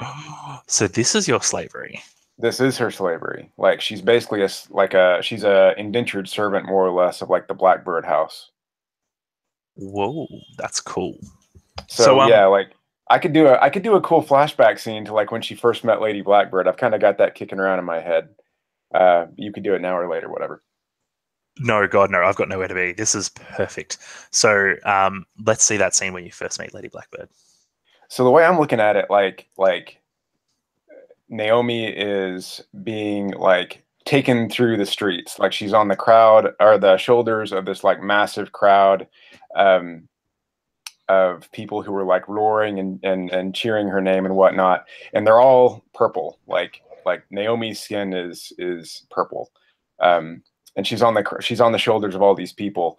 And the way I see it, like Lady Blackbird and like her retinue just happens to be like passing by, and as they're passing by and they see Naomi with like, you know, all of her panoply, she's got like her fighting armor and everything on, and it looks kind of like the equivalent of that dude from Gladiator who comes out at the very end and is in like stupidly showy stuff, like, Yeah. you know, really like elaborate ornate armor and everything. And as the Lady Blackbird and her retinue were going by, I think one of her retinue, if not her herself, just kind of says, well, she'll do. And they basically just snag her out of this life of, you know, honorable warrior combat and make her an indentured servant, like on the spot, to the Blackbird house. Oh, that's awesome. Oh, that's so good. Oh man. Does anyone have any questions about that before we move off that scene? Because I love it. Oh, it's great. Yeah, I have a question. So, what's the dynamic with the lady now, Naomi? Like, are you respecting her or do you despise her? What's the kind of servant-master relationship there? How old is Lady Blackbird? I was kind of thinking as you were describing that scene that maybe it was actually like a while ago, like maybe even a decade ago or something, and Yeah. that she was like, maybe she was like, you know, like 10 or 12 or something when she was watching that scene. So I think perfect. And I think maybe it was her that, like, I think she maybe drew her parents' attention to you, and you know, her dad's like, yes, perfect, that would be perfect. Oh, that's awesome. It's perfect guardian for you. And so I think now it's like, yeah, daddy, I want that one. Yeah. And then I think so now she's like, you know, in her early 20s or something like that. Yeah, because that makes sense. It seems like the loyalty is real loyalty, and I guess if she's seen her grow up, then that's just potentially where that like could have come from. Yeah, but there's like a tension, right? Because she feels protective over Lady Blackbird herself because she watched her grow up and she was, you know, her trainer, but at the same time, like the nobility and everyone took her out of her life and ripped her out of her life and made her a slave, basically. So she loves Lady Blackbird, but she doesn't like what Lady Blackbird is, basically. But now they're potentially escaping all of that, which is interesting too. So, yeah, whose idea was it to take Lady Blackbird out of the nobility?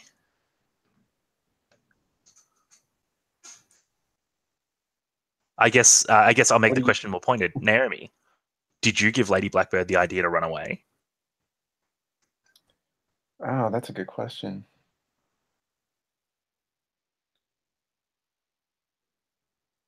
Yeah, but I don't think she did it on purpose. I don't think she like told her to do it. I think Naomi just always talked about how amazing it was to be out among the common people, and she like sings kind of the songs that she grew when she was growing up, and she opened maybe Lady Blackbird's eyes up to like what it was like outside of kind of the ruling class and made her curious.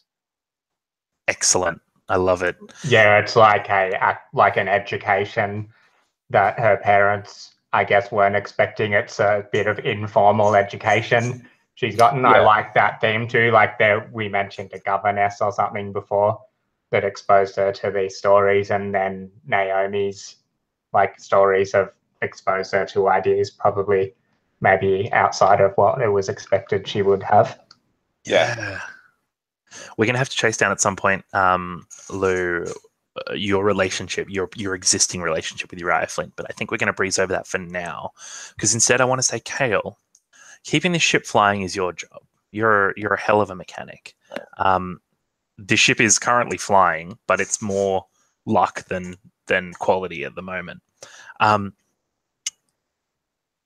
want to see, where are you in the ship when a key part fails, and what is that key part? Oh, let's see. Let's look at the some stuff here. Let's say it's the tri-valve reciprocal steam drive. I love the tri-valve reciprocal steam drive. What? Yeah, steam drive took a hit from. Absolutely. And when, like, I think probably the room just like fills with steam, there's a huge clang, and then like metal on metal, and then it's filling with steam, and it's just you in that room. And at the same time, you hear from nearby, because you're down in that sort of depths of the ship, you hear Lady Blackbird's like cry of pain. Oh, geez. What do you do? I might be crying in pain too from all the steam venting in my face. Beautiful, yeah. So when I after I kind of get it out of the way and pull myself together, I hear her cries down the hall. I'm going to creep over there. I think I can leave this alone just enough to see what happened there. That sounds pretty bad. Yeah. So you're gonna leave the tri-valve reciprocal steam drive to go chase the lady? Yeah. You know what? I might even call out for Snargle. Snargle, need a little help here. Hoping that she'll come, maybe do her thing for a little while. Keep the thing going just long enough while I sneak down the hall. We'll catch the Snargle scene in a sec. Lady Blackbird, what do we see when Kale gets into your room, or like gets to you? I'm just freaking Ellen out by yelling my tongue really loud while we're both on mute. I think I'm just oh man. So she's holding her staff. Don't give me question marks, mate. Give me answers. I'm asking myself. She's holding her staff, and I just think it's a freaky scene with her holding, like looking at the staff. It's kind of bubbling, and he was like going like, ah! And her tongue's all like starting to like sizzle, but I think she's starting to cast something that's so maybe there's like she's got that kind of like wind rising like like effect as there's like she's calling up magic, and I think maybe we can see, I like the idea maybe that we start to see that bubbling recede, but also little knocks and stuff that she took like while escaping from the ship are starting to kind of heal, and maybe she even looks a little bit younger. Oh, dope. Do you want me to do some sort of roll to see if I actually do that, or are you happy for me to do that powerful magic? Yeah, no, I want to see a roll, because it's going to change the situation that Kale walks into. Because if you're doing some magic-y stuff, you can like keep the just give us a sec, sorry.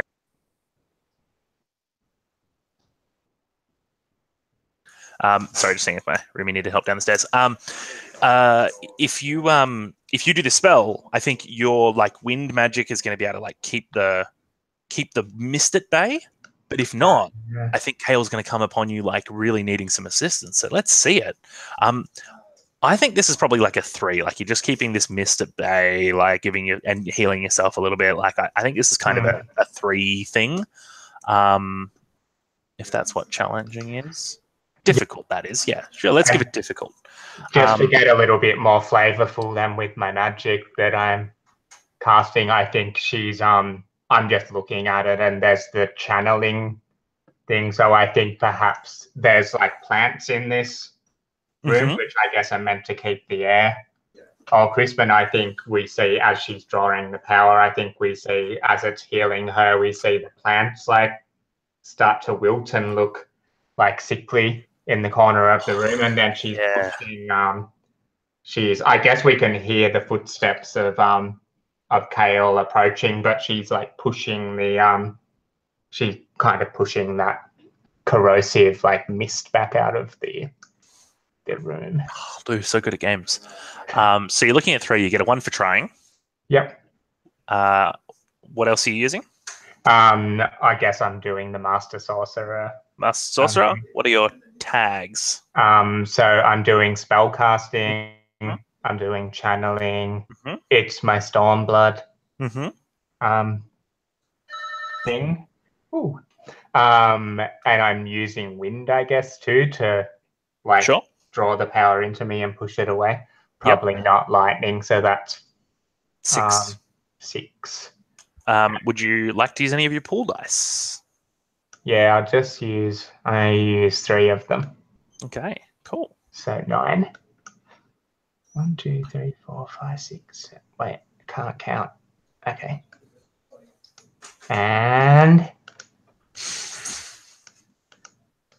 trying to select everything in the world.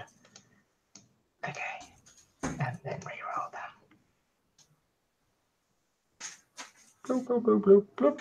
1, 2, 3, 4, 5. 5. Beautiful. So you're looking for 3. So you succeed. Kale, I have 2 important questions, I guess, which is I've been assuming up until this point, and Lady Blackbird, please correct me if I'm wrong, that Naomi is the only member of the crew that you have revealed yourself to as a noble. Yeah, I think so, but I mean, I don't know how much of a good job she does at hiding that from. At least she would appear to be somebody associated with them, but I mean, the magic's a real giveaway, isn't it? Hardly anyone can do magic like the magic that I've just done. Well, I know one person who can, but that's absolutely right. Like, it's spot on about that. So, Kale, when you come into this room and you see this woman that was just meant to be like some Imperial transport passenger thing, when you see her casting very, very strong magic, what does that tell you about her? Up until that moment, I think my interest in her is purely profit. Protecting her because she's valuable and will get paid, and money's very important to her. But she's also, and I actually have a question because this is in the game. Maybe we should all answer it. Is magic something that belongs to the nobility, or everyone can have it? Because that kind of will indicate some things about Kale as well. Yeah, it does. So, because it says something about your character, I would like you to answer it, because I think you're the one that's got the most skin in the game on this. Yeah, I think there is a sort of tradition that it belongs to nobility, but I think that's only because they can afford it, the time, right, to do it, and the expense of advancing it. I think I learned through pure grit. So, like, it takes someone special, but the nobility can get the training and get the tutoring and stuff. And access to that secret knowledge, esoteric knowledge. Yeah, and perhaps they've spread this rumor of the Stormblood, the whole Stormblood thing, like, so that others don't try to learn it. I kind of like that idea. Yeah, so I think at this moment, Kale's interest. Oh, do you need to step away? Okay, I'll hold off. I do like the thought that they haven't just spread it, and they know, like, it could be that that the Lady Blackbird actually believes. Yeah, right. She's been told that too. Yeah. Right. Yes, good PR. She's totally gonna. Yeah, and did she help me when I was using that magic? Yeah, but I don't know if you saw her helping you. Yeah. But I probably felt something. I didn't know what it was, and this might verify something. make it more clear for me. Mm. So we pretty much decided, see, that the nobles have spread this story that the whole, like, the Stormblood thing is a real thing to stop kind of others trying to learn it, but that they have bought into that. Yeah, themselves. absolutely. That would actually work well with like Naomi's stuff because she doesn't like nobles, so maybe she just associates magic and nobles together. Mm. Oh, then I have questions for later. Oh, that's so good. I muted myself when I still had more to say. Oh my god. You guys get me so excited that like I can't remember how to talk. So, Kale, back to the original question. What comes across your mind when you see this woman casting magic? Yeah, so I don't think I even know her as Lady Blackbird. She's Natasha to us, isn't she? Or has she given us that? Right? She's Yeah, I just think Natasha. she's giving you the name Natasha Siri, and that's yeah. So I just I'm she's much more interesting to me now as not just someone we're transporting, but someone I could potentially learn something from. There's a lot at this moment going through her mind. I think she sees you, like she's kind of turns around and notices you come in, and she's like, "What? How dare you come in here without knocking? Get out of here!" And like as soon as your focus drops, that like mist starts to roll like back into the room.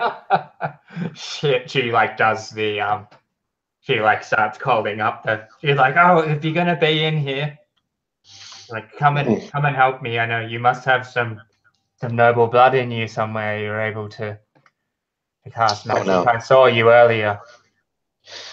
Oh, I thought you only have to be from Elysium to do that. Less talking, more magic. You know, I think it was The mist you is closing. back at the Absolutely, and I'm gonna like perfect. The mist like as you two are arguing and like bashing heads, the mist like rolls back over. And Snargle, where are you in the ship? I remember we tied off with yarn and stuff, but I can't remember where you went from there. We were. Well, I was going to follow Kale to check out some issues. So maybe while Kale was like going down to where this leak was, obviously in Lady Blackbird's room. Yep. There's also because like it came at both sides, so like there's damage to the room. It's like to the top rooms as well. Yeah. So I've probably gone along a similar like train of thought, but in the opposite direction. Yeah, and you hear your name called, and it echoes through these like caverns of the ship, and you like hear Kale yell your name with like that kind of urgency. And then you just hear his feet beating down on the like these thick metal boots beating down on the metal floor as he runs through the hallways. Sorry, correction, as she runs through the hallways. Young people these days, they're always in such a hurry. And Snuggle, she was like crouched over with a wrench in hand, like tightening bolts that have like popped open, and now she's like cracked her back, and now she's walking slowly to the sound. Hold your horses, Kale, hold your horses. What is that? What would be the worst thing that could have happened to? Now, I'm not gonna. I just want to kind of get a boundary, right? And obviously, the best thing is nothing's wrong, and then I want to see like, what's the worst thing that could have happened to the tri-valve reciprocating steam engine? Well, that it's not functioning. Like, yeah, but like, what would have happened to it to have made it break? Well, if you overload a tri-valve reciprocal drive, then it explodes. Right. And you need the tri-valve reciprocal drive to power the engine so we can fly Yeah. Jesus. So, how do you feel when you walk in and you see the tri-valve reciprocal drive has exploded? Kind of take a little bit of my cranky old crotchety lady business down a bit. It's like, oh shit. and like gets out the wrench and like tries to come at it from a non-explodey way. Yeah. And as like the fires and steam are like beating at you from inside this drive, Cyrus, you were going to get that fire suppression system fixed, weren't you? Yeah, it's on the list. Yeah, what was more important than doing that? What did you put above that on the list? I'm gonna say there. There's. Oh, so first of all, as far as that scene with Snargle, can we have seen, like, we saw all the cracking and the slow walking, and then all of a sudden that moment where she's fixing things, and she's like swapped modes. Yeah, She's in just the like zone. moving all fast and like all that old person shit's like out the door. Does that pass with you, Lauren? Ellen? Yeah, totally. Like she probably even uses her goblin shape changing to sort of conjure a slightly fitter goblin. So she probably looks a little bit different too. Oh, that's so funny. That's fucking brilliant. Oh my god, that's so great. Okay. Yeah, sorry. So what was more important? So I think we see a flashback, right? And this is like, we see the pin on the lapel, right? So like this is, Cyrus has just taken command of the ship, right? And he's looking at this, he's not in his, I guess it's now his room, right? And there's this big clipboard, and he takes it down, and there's a list of all this stuff on there, and you can see like fire suppression, is like up there toward the top. And just below that is,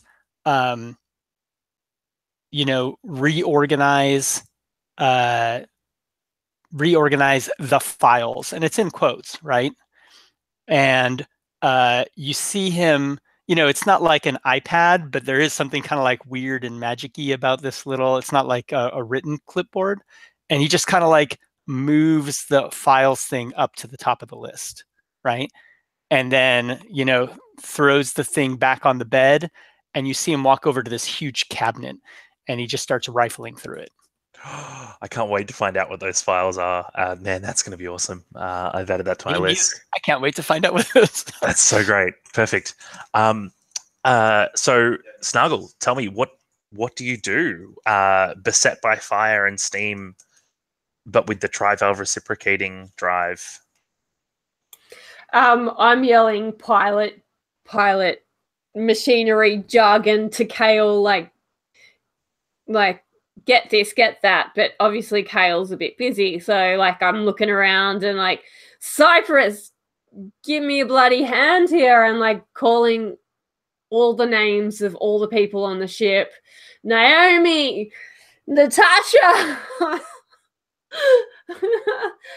please help me. Okay, there's a toolbox underneath my chair. Bring it down. We need the parts. Naomi, what has caught your eye out the window that has distracted you so that you can't hear this call? So she can't be sure because it's the mist and the fog is floating around, but she seems to be seeing like these curvaceous shapes just sort of like intertwining with one another. But she can't tell if it's the fog or if it's these giant bodies or if that's just a legend. It looks like curves. Oh, that's so good. I love you. Thank you. Lose idea. Yeah, no, but it's perfect. Just keep bringing that back. I love it. You guys are so good at that whole reintegration thing. It's my favorite. Snuggle, do you want to take a crack at rolling some repair dice on this thing and trying to fix the engine? I just wish people would have done their jobs in the first place. I mean, we all wish that. Oh, Sky Sailor. So maintenance. Mm-hmm. Observation. Mm-hmm. What do you observe that gives you that edge? I notice where the corrosion has affected a particular pipe that's coming from the mist, and then behind the tri-valve reciprocal steam drive, there's a crack in the hull. So it's like initially repair the crack. And the drive will pretty much fix itself. Well, no. Hale's going to fix the drive. Right, okay. So, yeah, okay. Got distracted there. So that's 3, 1 for luck. Yep, so we're up to 4. How hard are we going to be? Sid. It's not my fault. I think this is a I kind of want to give it do what you got to do. I'll give it a 3. It's a 3. Oh. Is that all? All right, it's a 4 then. I wanted to give it a 4, but I was worried you wouldn't like me. So. Oh yeah. No, I wanted an excuse to put in my whole pool. I'm putting in my whole pool. That's my snuggle. All right. 11. 11 verse 4. 11. Do. Submitting the roll now. Yeah. Yeah, easy buddy. 2, 4, 6, 7. Excellent. We'll come back to your successful repair in a minute. The lady and Kale, or Natasha and Kale. What do we see the two of you? I want to ask a more pointed question than just what do we see you doing. Kale, do you listen to the lady and cast magic with her, or attempt to cast magic with her? Yes. Beautiful. Then I will ask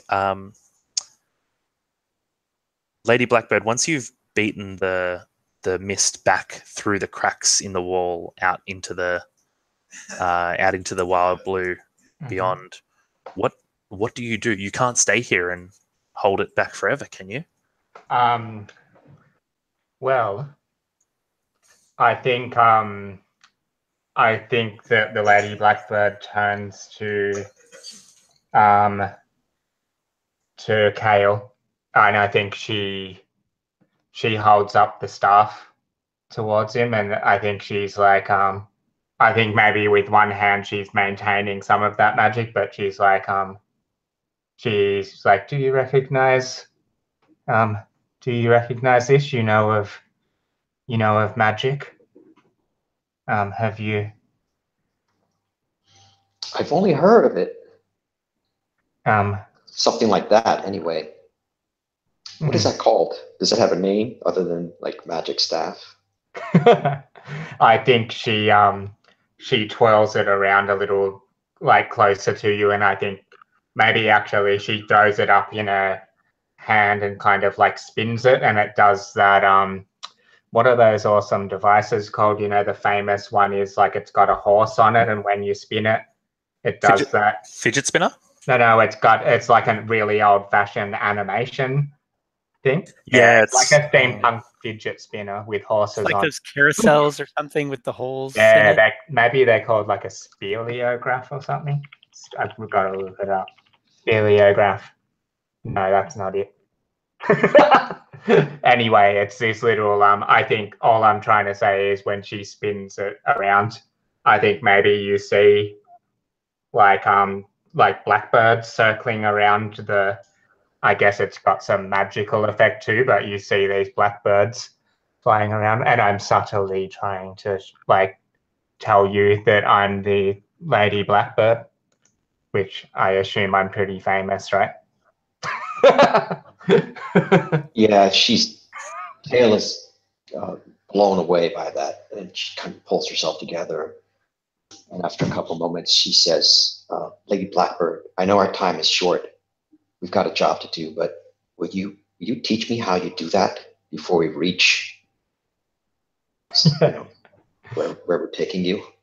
And I think she just she looks at you and she's like, "Yes, let's begin right now." And I think she moves right in towards you and puts her forehead on your forehead, and then we get like a thing, and it moves out. Like the camera kind of flies out beyond the ship into the mist and everything, and we kind of see for the first time these like these gods like out in the mist, these giant, like maybe the ship's like flying past like there's a hand or something moving, a giant hand, and then we, as the camera comes further out, we see all these bodies and stuff. And I think maybe it's a little the camera's following this little orb out, and it's that, oh, there's two little orbs, and they're kind of, you can hear like Lady Blackbird and Kale kind of communicate, like talking, because their consciousness has moved out beyond the ship. And I think I totally want to get one of these gods to like maybe cradle the ship, like protect the ship, and like move it through like space somehow, or maybe through a little some kind of wormhole or something. Lovingly hump the no wait. Yeah, like pass it through a some sort of like wormhole or something to get us to where we're going to. Hey, Lou. Yeah. Can you give me a roll against a 4, please? Sure. So. And I'd love to help if that's possible. I think it's perfect for you to help. So that's 2 so far. So maybe I rest my hand on the staff as well, so we're both holding it. Yeah, so we're both holding the staff together. Yeah. And I think that it's gonna be Master Sorcery again, just because it's cool magic shit. I guess I'm just gonna be using all of it: spellcaster, channeling, Stormblood, maybe not wind. Oh, can I totally like? Oh yeah, I think the little balls of energy are like they're like ball lightning. So I think just to justify my use of lightning as well. So it was that 6. That's 6 and 1 for help, 7. 7. So you're 7 against 4 at the moment. Yeah. I use up all of my pool. So I had 4, so that's 11. 1, 2, 3, 4, 5, 6, 7, 8, 9, 10, 11. Sorry, there's 11 dice. There's a lot of dice to select. Okay.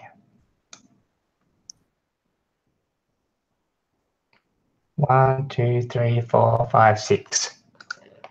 Beautiful. That's more than 4.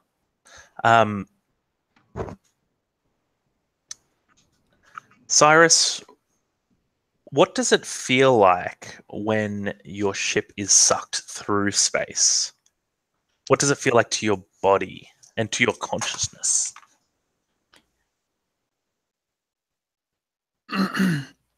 I think we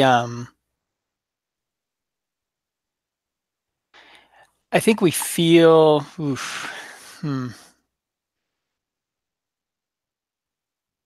You know, I'm a little open here. Does anybody have any thoughts? Like, I've got an idea, but it's not that I'm not that married to it or find it that interesting. Does anybody have? I want strange, like I want to see some like weird hallucinations and strange like weird things happening with space and time and stuff.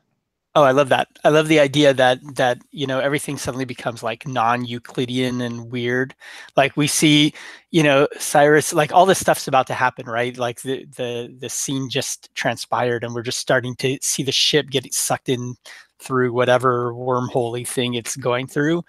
And, you know, Cyrus is in the cabin and, you know, is right in the middle of like, you could see him going for a candle, like up on the counter or something. And right as he tries to grab it, like his hand shifts and turns into, you know, some set of tentacles, and then, you know, we see the candle kind of morph into like a sunscape, and there's like a couple of different stars like floating around his head, and like everything just starts becoming like psychedelic, right? Absolutely. And Naomi, you're looking outside. What happens to the writhing bodies outside? So I think I think basically when that pulse goes out from you guys, it clears the mists off, right? And she realizes that all those writhing bodies that she thought might just be, you know, her mind playing tricks on her actually are writhing bodies. And so I think, again, she sort of like takes a step back, and you know, her eyes go wide with fear because she's never seen this before. And she's never really been in the wild blue all that much before. So she does that warding symbol over herself, and then she runs off to find Cyrus. And as like the ship arrives at the other end, I think there's like this lingering shot. So Naomi's looking outside, and there's the writhing bodies and things like that. And as Naomi leaves the porthole and stops looking and runs towards Cyrus, one of them like turns toward the owl, and we just see like their big, like this big round eye, and they like blink with these eyelids that go side to side, and we can probably even hear it through the wash of the depths. This like wet as the eye blinks at the owl. Yeah, that's cool. That's cool. And we find you up against the and I think Lady Blackbird, I guess, where were you trying to push the ship to? Where were you thinking of when you wanted to push the ship to? Oh, that's a good question. I could take this totally somewhere. Like, I'm just going to look at because I assume we were intended to head to Nightport, which is the most scum and villainy-ish. Yeah, but like, you're no longer traveling by traditional space. You could have ended up anywhere. I'm pretty tempted to take us like straight to the like the remnants. Lou, I will find a way to make this last 4 sessions if you go straight to your I think that seems fun, but I'm just going to take us to Nightport. Cool. What's Olympia like? The staging world of the Imperial Sky Fleet. Yeah, Olympia is like an artisan's kind of land. It's got the finest brewers and distillers. It's like it's where you go when you want experts. So I think we're meant to go to a place of scum and villainy where we won't be recognized and get our ship fixed in a low-key kind of way. And I think we suddenly appear on the edge of of the staging world of the Imperial Sky Fleet. So we just like zoom in, and there's like all shipyards and shit, and this like massive shining bright world ahead of us. And Cyrus, like when the ship comes to, Naomi like arrives at your door as you come out of this weird astronomical hallucination. Your hands are hands again.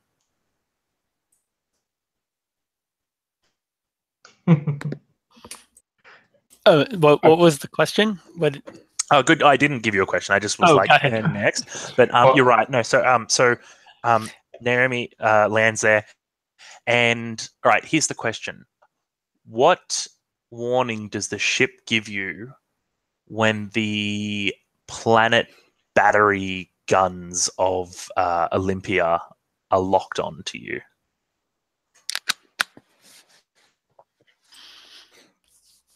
I think there's we actually see we see it through the frame of the hallucination too, right? So it's not actually like like Cyrus comes out of his hallucination, right? We're seeing this hallucination kind of morph, and suddenly there's these waves of like, different colors and sounds, and it's slowly morphing into like the alarm klaxon kind of thing going off in the ship, and we see Cyrus kind of wake up, and he reaches for one of these little like pull down speaking things for the ship, right? Like um, a little phone, but he reaches for it, and then he waits for a second. He turns and he throws a bunch of paper into like some kind of ceramic bowl, and he throws the candle in there, and you see it kind of like burst up in flame. And then he turns and grabs it, and he's like, what the hell's going on? And call me Captain Vance, right? Because the last time we heard Snargle call was for Cyrus, right? And he's like, that's not gonna fly. I think because the door was opening, right? I mean, you're Naomi. If a door isn't open, you make it open very quickly.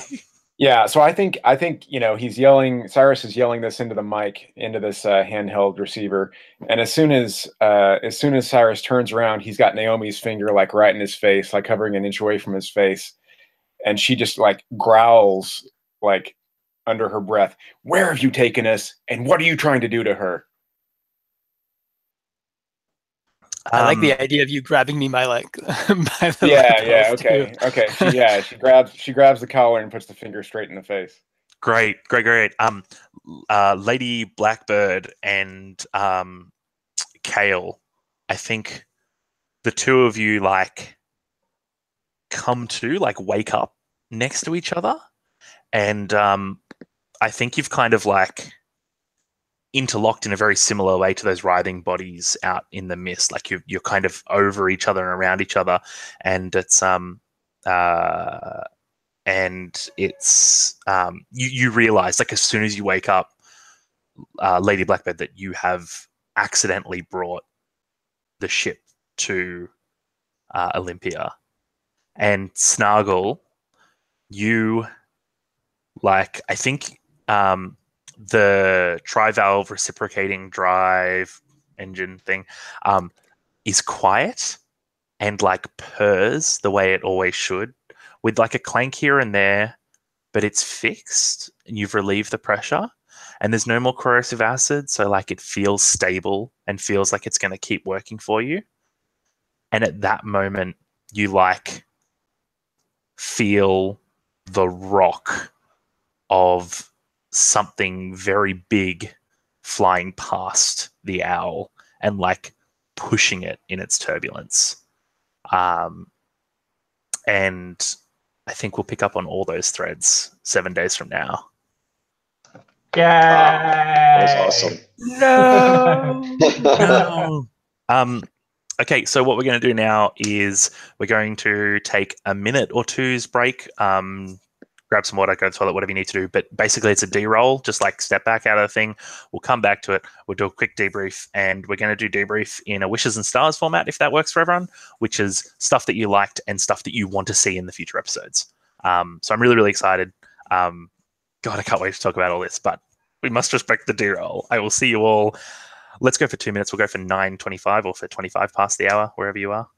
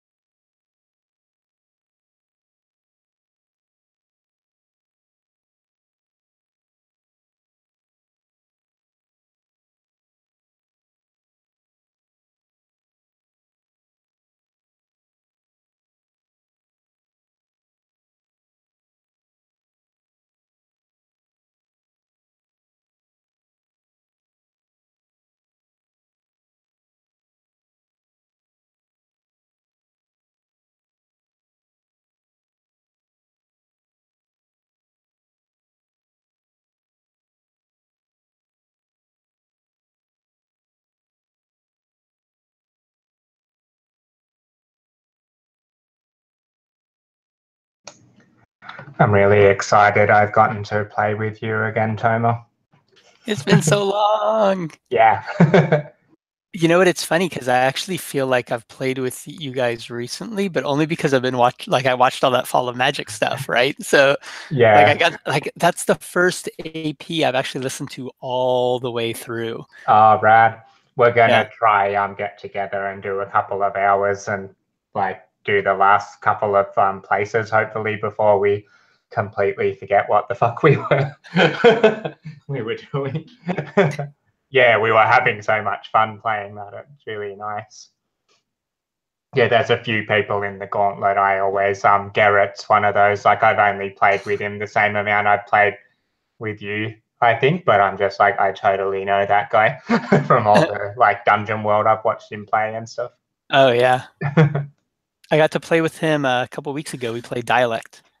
I was almost on the edge of doing what you're doing right now, the middle of the night. Game to be in it. That game is so cool, and I only got to play one session of it. But since then, I've played I played a full game with some friends, and it's a really cool game. I've got some friends that are linguists, and I'm wondering if I might be able to trick them into gaming with me by playing that with them. Yes. Use whatever tricks you must. Did everyone have fun? Yeah. Yeah, very much. Cool. Jerk. Cool. Is everyone on board with this pace that it's kind of pushing at the moment? With yes. Cool. Because it's new for me, and it feels like I'm pushing you a lot, and I'm okay with that. But it also feels like you might be missing, especially because I've got a list of questions that I really want to get back to, but I'm worried that you guys might feel like you're not being given enough space to play in at the moment. Oh, it was a really good. I really liked it as the opener, especially that I'm sure you'll give us chances to frame shit and stuff later on if we want to do that. But I really loved it. Yeah, it worked for me. I think when we look at for a lot of really good shows that you sit back and you remember, there's so much going on and it just gets you into that and you're like, oh man, I want to know your answers. I think that's kind of where we're at. And I hear what you're worried about. We don't want this pace for the entire game because we do want some moments where there's maybe a little bit of slowdown and answering of things, but I'm okay with the fact that this first session just went 100% like this. It was so good. Cool. Thank you. I think you're right. I really do want to breathe out at some point and be like, okay, there's no pressure, there's no conflict, and I think there's some really good moments for that. But at the moment, I want to set up some really initial conflicts and feelings and stuff and kind of feel out where your characters are. So I'm glad that's working. Lou, you're entirely right. There's definitely there's always space for you guys to frame stuff. I'm always happy to do less work. So please. Yeah, cool. I will keep that in mind. So two things that I want to go forward with. One is I have a pilot episode approach to my first play, which is if we come in next week and you're like, hey, you know how we said Kale and Lady Blackbird did this last time? Well, what about instead if this happened? I'm happy to retcon pretty much anything because I love the pilot episode thing, which is the studio has come back and said, I loved everything about it, but Kale needs to be masculine. So you're like, oh, I'm going to go ahead with male Kale because that works for me. That's okay. I'm totally okay with that. So if you think on stuff on the next 7 days, you want to bring different stuff next week, please do. With that in mind, stars and wishes. We're going to go, we went left to right when we introduced ourselves. So we're going to go right to left. We're starting with you, Tomes, and we're doing stars. Stars are things that you saw other people do that you like, and you want to give them a sticker for that says "great job," or it's like a dinosaur waving a flag or something like that, right? And stars are just a positive feedback mechanism, just to reinforce some good behavior. So, Tomes, lead us off. Sure. I mean, you know, I think all the characters were so great, but you know, I'll be good. I'm gonna do 1 star. I actually, you know, I was really into Naomi. So, Stephen, I really liked the way she came, like, visual about, you know, the way she came off, and I really liked some of the story elements you threw in, which added complexity to her character. Like definitely that whole, you know, she was just plucked off the street kind of thing. Like everybody just feels that immediately, right? So, yeah, no, I like how she developed over the episode. Oh, thanks. So like when I read through the characters, Naomi was the one that didn't stick out to me at all. I was like, well, Naomi comes off as a beat stick, you know, that's all she is this like fighter warrior. What can I, you know? So it was really interesting, and I think Sydney did a really good job of giving space to like realize characters, because I wasn't planning to play her at all. So, you know, you know, it really, and everyone just gave me a lot of, you know, encouragement and space to like develop something more interesting. So thank you all for that. You've given her so much heart, and I'm really excited to see like some of the otherness about her, like the purple skin, the different language, like that sort of stuff is like really, I can't wait to like start seeing that come out and seeing where that gives her strength. But yeah, yeah, Terms is right. You've given her so much heart. Yeah, I've got some ideas. One of the things I like about the system is that it seems to really help you to arc your characters, and so I've kind of got an idea in mind, I guess. Yeah, absolutely. It's definitely an arc game. Stephen, you're unmuted. Why don't you give us a star? Yeah, so I thought that in terms of like the tone, like the Firefly tone and the steampunk tone, I got to give a star to Snargle, because Snargle just like epitomized sort of like the soul of the ship the whole game. Like, you know, Snargle made the ship feel like home. She made it feel like, you know, this is a place that you would be interested in staying, you know, with like the way she portrayed the character and the way she like kind of portrayed the character as being in this like kind of weird little position when she was piloting the ship and everything. Like, so yeah, Ellen, you did a great job like making that a comfortable place. Thank you. Spot on. Lou, star someone. Who am I gonna choose? See, I'm being nice. I was being romantic. Yeah,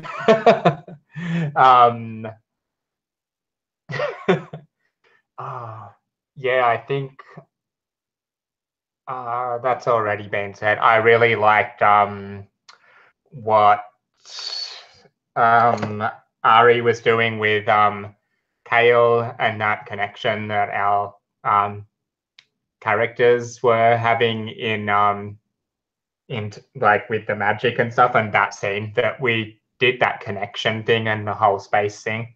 And also a star for myself for the awesome giant gods in there. I was just ripping off Hinduism, like the Mahavishnu, the giant like Vishnu that sleeps on the bottom of the whole ocean of milk. And every time he breathes out, I think everything in all of existence is created, and every time he breathes in, everything is destroyed again. It's like this awesome epic Hinduism thing. So thanks, Hinduism. Thanks, Hinduism is the title of this series now.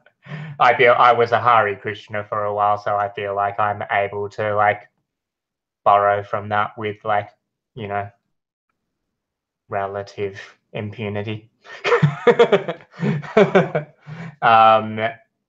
And are we not? We're doing wishes at the end. Are we Wishes doing at the stars end. now? Yeah, we'll do stars first, and then we'll go back the other way and do wishes. So Ellen, throw your ninja star.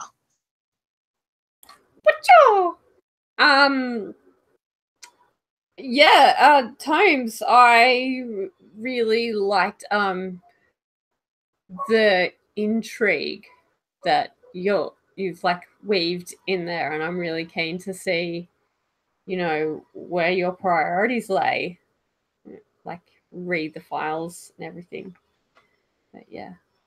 And also like backup stars to what everyone else is saying, because you guys are amazing. Cheating with the backup stars. Ari, star away. Yeah, can I throw out multiple stars? You can, but you have to admit that you're cheating. That's the rule. Yeah, so I'm cheating. I was gonna just go with Lady Blackbird painting that scene, but Lou's already kind of described that. But that was where my star was gonna go. I also liked Steven's character, Naomi. That introduction of her, how she and sort of brought into the crew. That was really well done. I liked it. Um, Also, the spotlight management, star for the GM, spotlight management was perfect. Like we all got exactly enough screen time to get what we wanted in there. Thank you. And I'm going to give my star to, oh boy, I have so many, but I need to give it to Tomes because of the amount of stuff you just threw out being like, this will work later. Because like I have my list of questions and some of them are great. Like I think we all want to see silence in a fight. Like we all want to see this electro rapier and who knows what damage has been done to it. That's awesome. We have like this, all this stuff about like Kale being in prison before and stuff like that, which is awesome. There's heaps and heaps and heaps of cool tags, but Tomes, every time you had a scene, I think you were like, I'm just going to say something and then we'll figure out what it means later. And that means so much to me. And it is great. And like this key that you have around your neck and killing Nova, the previous captain, like that's so good. And I'm really excited to like answer some of those questions. And so I'm very grateful that you did that. So wishes. We're going to go reverse order. So I get to start with wishes. And wishes are basically things that you want to see in future sessions. They can be like telling people stuff that they've done that you want to see more of, or they can be like inviting people to maybe change some things that you want to see. Wishes are a request, not a demand, and they're also they're designed to like help people to figure out where to throw that spotlight on each other. So, for example, I have so many. I have so many. I want to see. Oh my god! I can't express how many of these I have. I think I want to see more about. I want to see more of Naomi protecting the lady. I loved the idea of like Naomi getting beat up if the lady got hurt. So like, I think I want to see Lady Blackbird being reckless, and I want to see like Naomi fighting against that and like taking the consequences for it. I think that's like a cool thing that I see at the moment. I have so many others. That's cool. Move on. Oh, actually, I will also say I want to see a quiet scene where like you're all just interacting without any stress and pressure for like 5 minutes or something like that, just to see that roll. Ari, you're up. Wish away. Yeah, I would like to see a scene between Kale and Cyrus and Snargle, the three of them, before they took on this mission. Just to see how they interacted without this new dynamic there. That would be a really good establishing scene. Yeah. Ooh, Yeah, that's a really and good one. I wonder if they had some part in the mutiny and the murder as well. That's kind of interesting. Yeah, I also have in my notes that Cyrus is the one who saved me, and that got me. That's how we. Man, I'd be really interested to, if that's something you want to do. I'd be really interested to do a quick, even if it's like a short scene, to see how that came down. Ooh, that's exciting. Yeah. Ellen, what are your wishes? I really like that idea, Ari. And I think, yeah, I'm interested to see where Snuggles' loyalty lies in terms of the mutiny. That's like, need a loyal pilot, don't you? I really dug the backstory building that was going on, and I'd love to see more of that. Like, you know, that the combat training scene and how that was relevant to like a number of different plays. That was really great. Yeah, and learning about Kale's background and his relationship with magic. So I find all that motivations and history stuff really interesting. Ooh, so much gold in this game. Lou. Yeah, my wish, yeah, is to see some of that childhood, like young girl Lady Blackbird and Naomi kind of create, like forging that bond. But then I also worked out that in the game where it says that Lady Blackbird hasn't seen Uriah Flint for like 6 years or something, like that, I mean, she met him in her very early to mid teens, which is quite interesting to see how that shapes who he is in her life and what that means. So yeah, child Lady Blackbird will be interesting in those scenes. Lady Black Chick.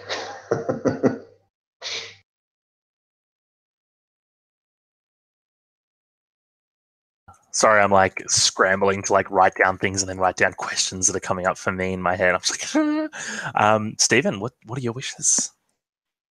So I think this might fit with what Ellen was saying anyway. I hope it does. But because I see Snargle as like the soul of the ship, I would be interested in a scene, like a flashback, like how did Snargle get the owl, or how did Snargle like first see the owl since Snargle's old, you know? Like, I want to see more of like how the ship got into its current dilapidated state, I guess, and sort of what adventures the ship has had. Because I kind of see the ship as a character too. So yeah, you know. That's making me think maybe Snargle has potentially like came with the ship. Like yeah, I mean, with like the ship from the, like they send them out with a like Sky Goblin like pilot or something. I don't know. Like I could see Snargle like kind of, you know, just strolling through the corridors and like remembering where every dent and ding came from, you know, that kind of thing. So I think like a flashback there would be kind of cool. And the other one was, yeah, with Cyrus taking over in the way that Cyrus did. I'm interested in how Kale, the first mate, sees that. Like, would Kale does Kale want command, and does Cyrus worry about Kale trying to take command?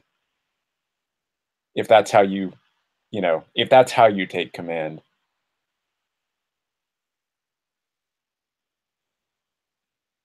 Yeah, that one's really good because especially if the implication is that Kale outranked Cyrus before the mutiny, and like Cyrus skipped Kale in like the order, and how that sits. Oh Yeah. man, okay, because there's two. Holy shit! Okay, there's two really good things that come out of that. That's awesome. Tomes, please, wishes, please.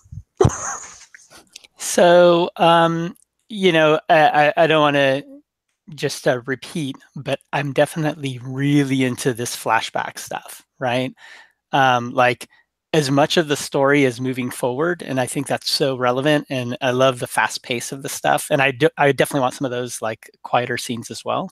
Like definitely a scene with all of us like in, you know, the mess hall or whatever doing our thing, but definitely lots of this flashbacky stuff. I you know, what's great is you guys have gotten me so intrigued into those interactions. So but the theme that I keep seeing here is one of like, and maybe part of this is in my head because I'm already thinking about how some of this works, but like a lot of ownership stuff, right? Like there is the, you know, Snargle comes with the ship, you know, Naomi is kind of like owned by, you know, is an indentured servant, right? And I've already kind of got, you know, some very loose thoughts about, you know, what Captain Nova had over Cyrus, right? So, you know, all that kind of stuff. I think like those ties of, you know, who has that kind of I don't know, control of the other person. You know, like I want to see that like lots of those little webs, and maybe some of those subversions. Maybe we think somebody owns somebody, but then it's really something else going on, or kind of the opposite or whatever. But yeah. Y'all are so good at games, especially at Lady Blackbird. God damn. Okay, I have almost a longer list of wishes than I have of actual notes from the game, so that's really exciting. Man, I am so excited about this game. Is everyone else excited? This is so good. Yeah. Good Also, times. I kind of signed up for the last one too. Yeah, you did. Yeah, you did. Yeah. I said to Ari, when because he's like waitlisted for the first 1 and 2, and then like Right. in the 4th or 5th, I was like, "Dog, just join in all of them. It's gonna happen. There's gonna be 5 of us for every session." Yeah, I'm so glad you did. Thank you. It's great. I'm just My only problem is like it goes both ways. One, I don't know how I'm going to get back to sleep because I need another 3 hours before I wake up for work. But then 2, I'm kind of like, ooh, when I do get back to sleep, like the dreams might be really cool. You can have God dreams. Great. Oh man. Okay, I'm super excited. Thank you, everyone. I could honestly sit here and talk to you guys about this game for the rest of the night, but we will respect Tomes here and get him out of here. And it's probably ridiculously late for Stephen as well. So thank you so much for your time. We're all on Slack if people want to talk about stuff throughout the week and stuff. But yeah, I can't wait to see this play out. Oh, of course you are, Stephen. Sorry. Yeah. No, you're good. You're good to go. Ridiculously late. Ridiculously late. I know, right? Like the midday. That's when I wake up. Does anyone have anything they would like to say before we go? We all love you, Sid. You're the best. We're Yes. collaborating. More of this next time. Yeah, good Absolutely job, more of team. this next time. Yeah, I look forward to it, and I'll talk to you all then. Rich, it's been a pleasure. Good night, and I'll see you when I see you. Sweet dreams. Nice to meet everyone. Bye, See y'all. you. Bye. Bye, y'all.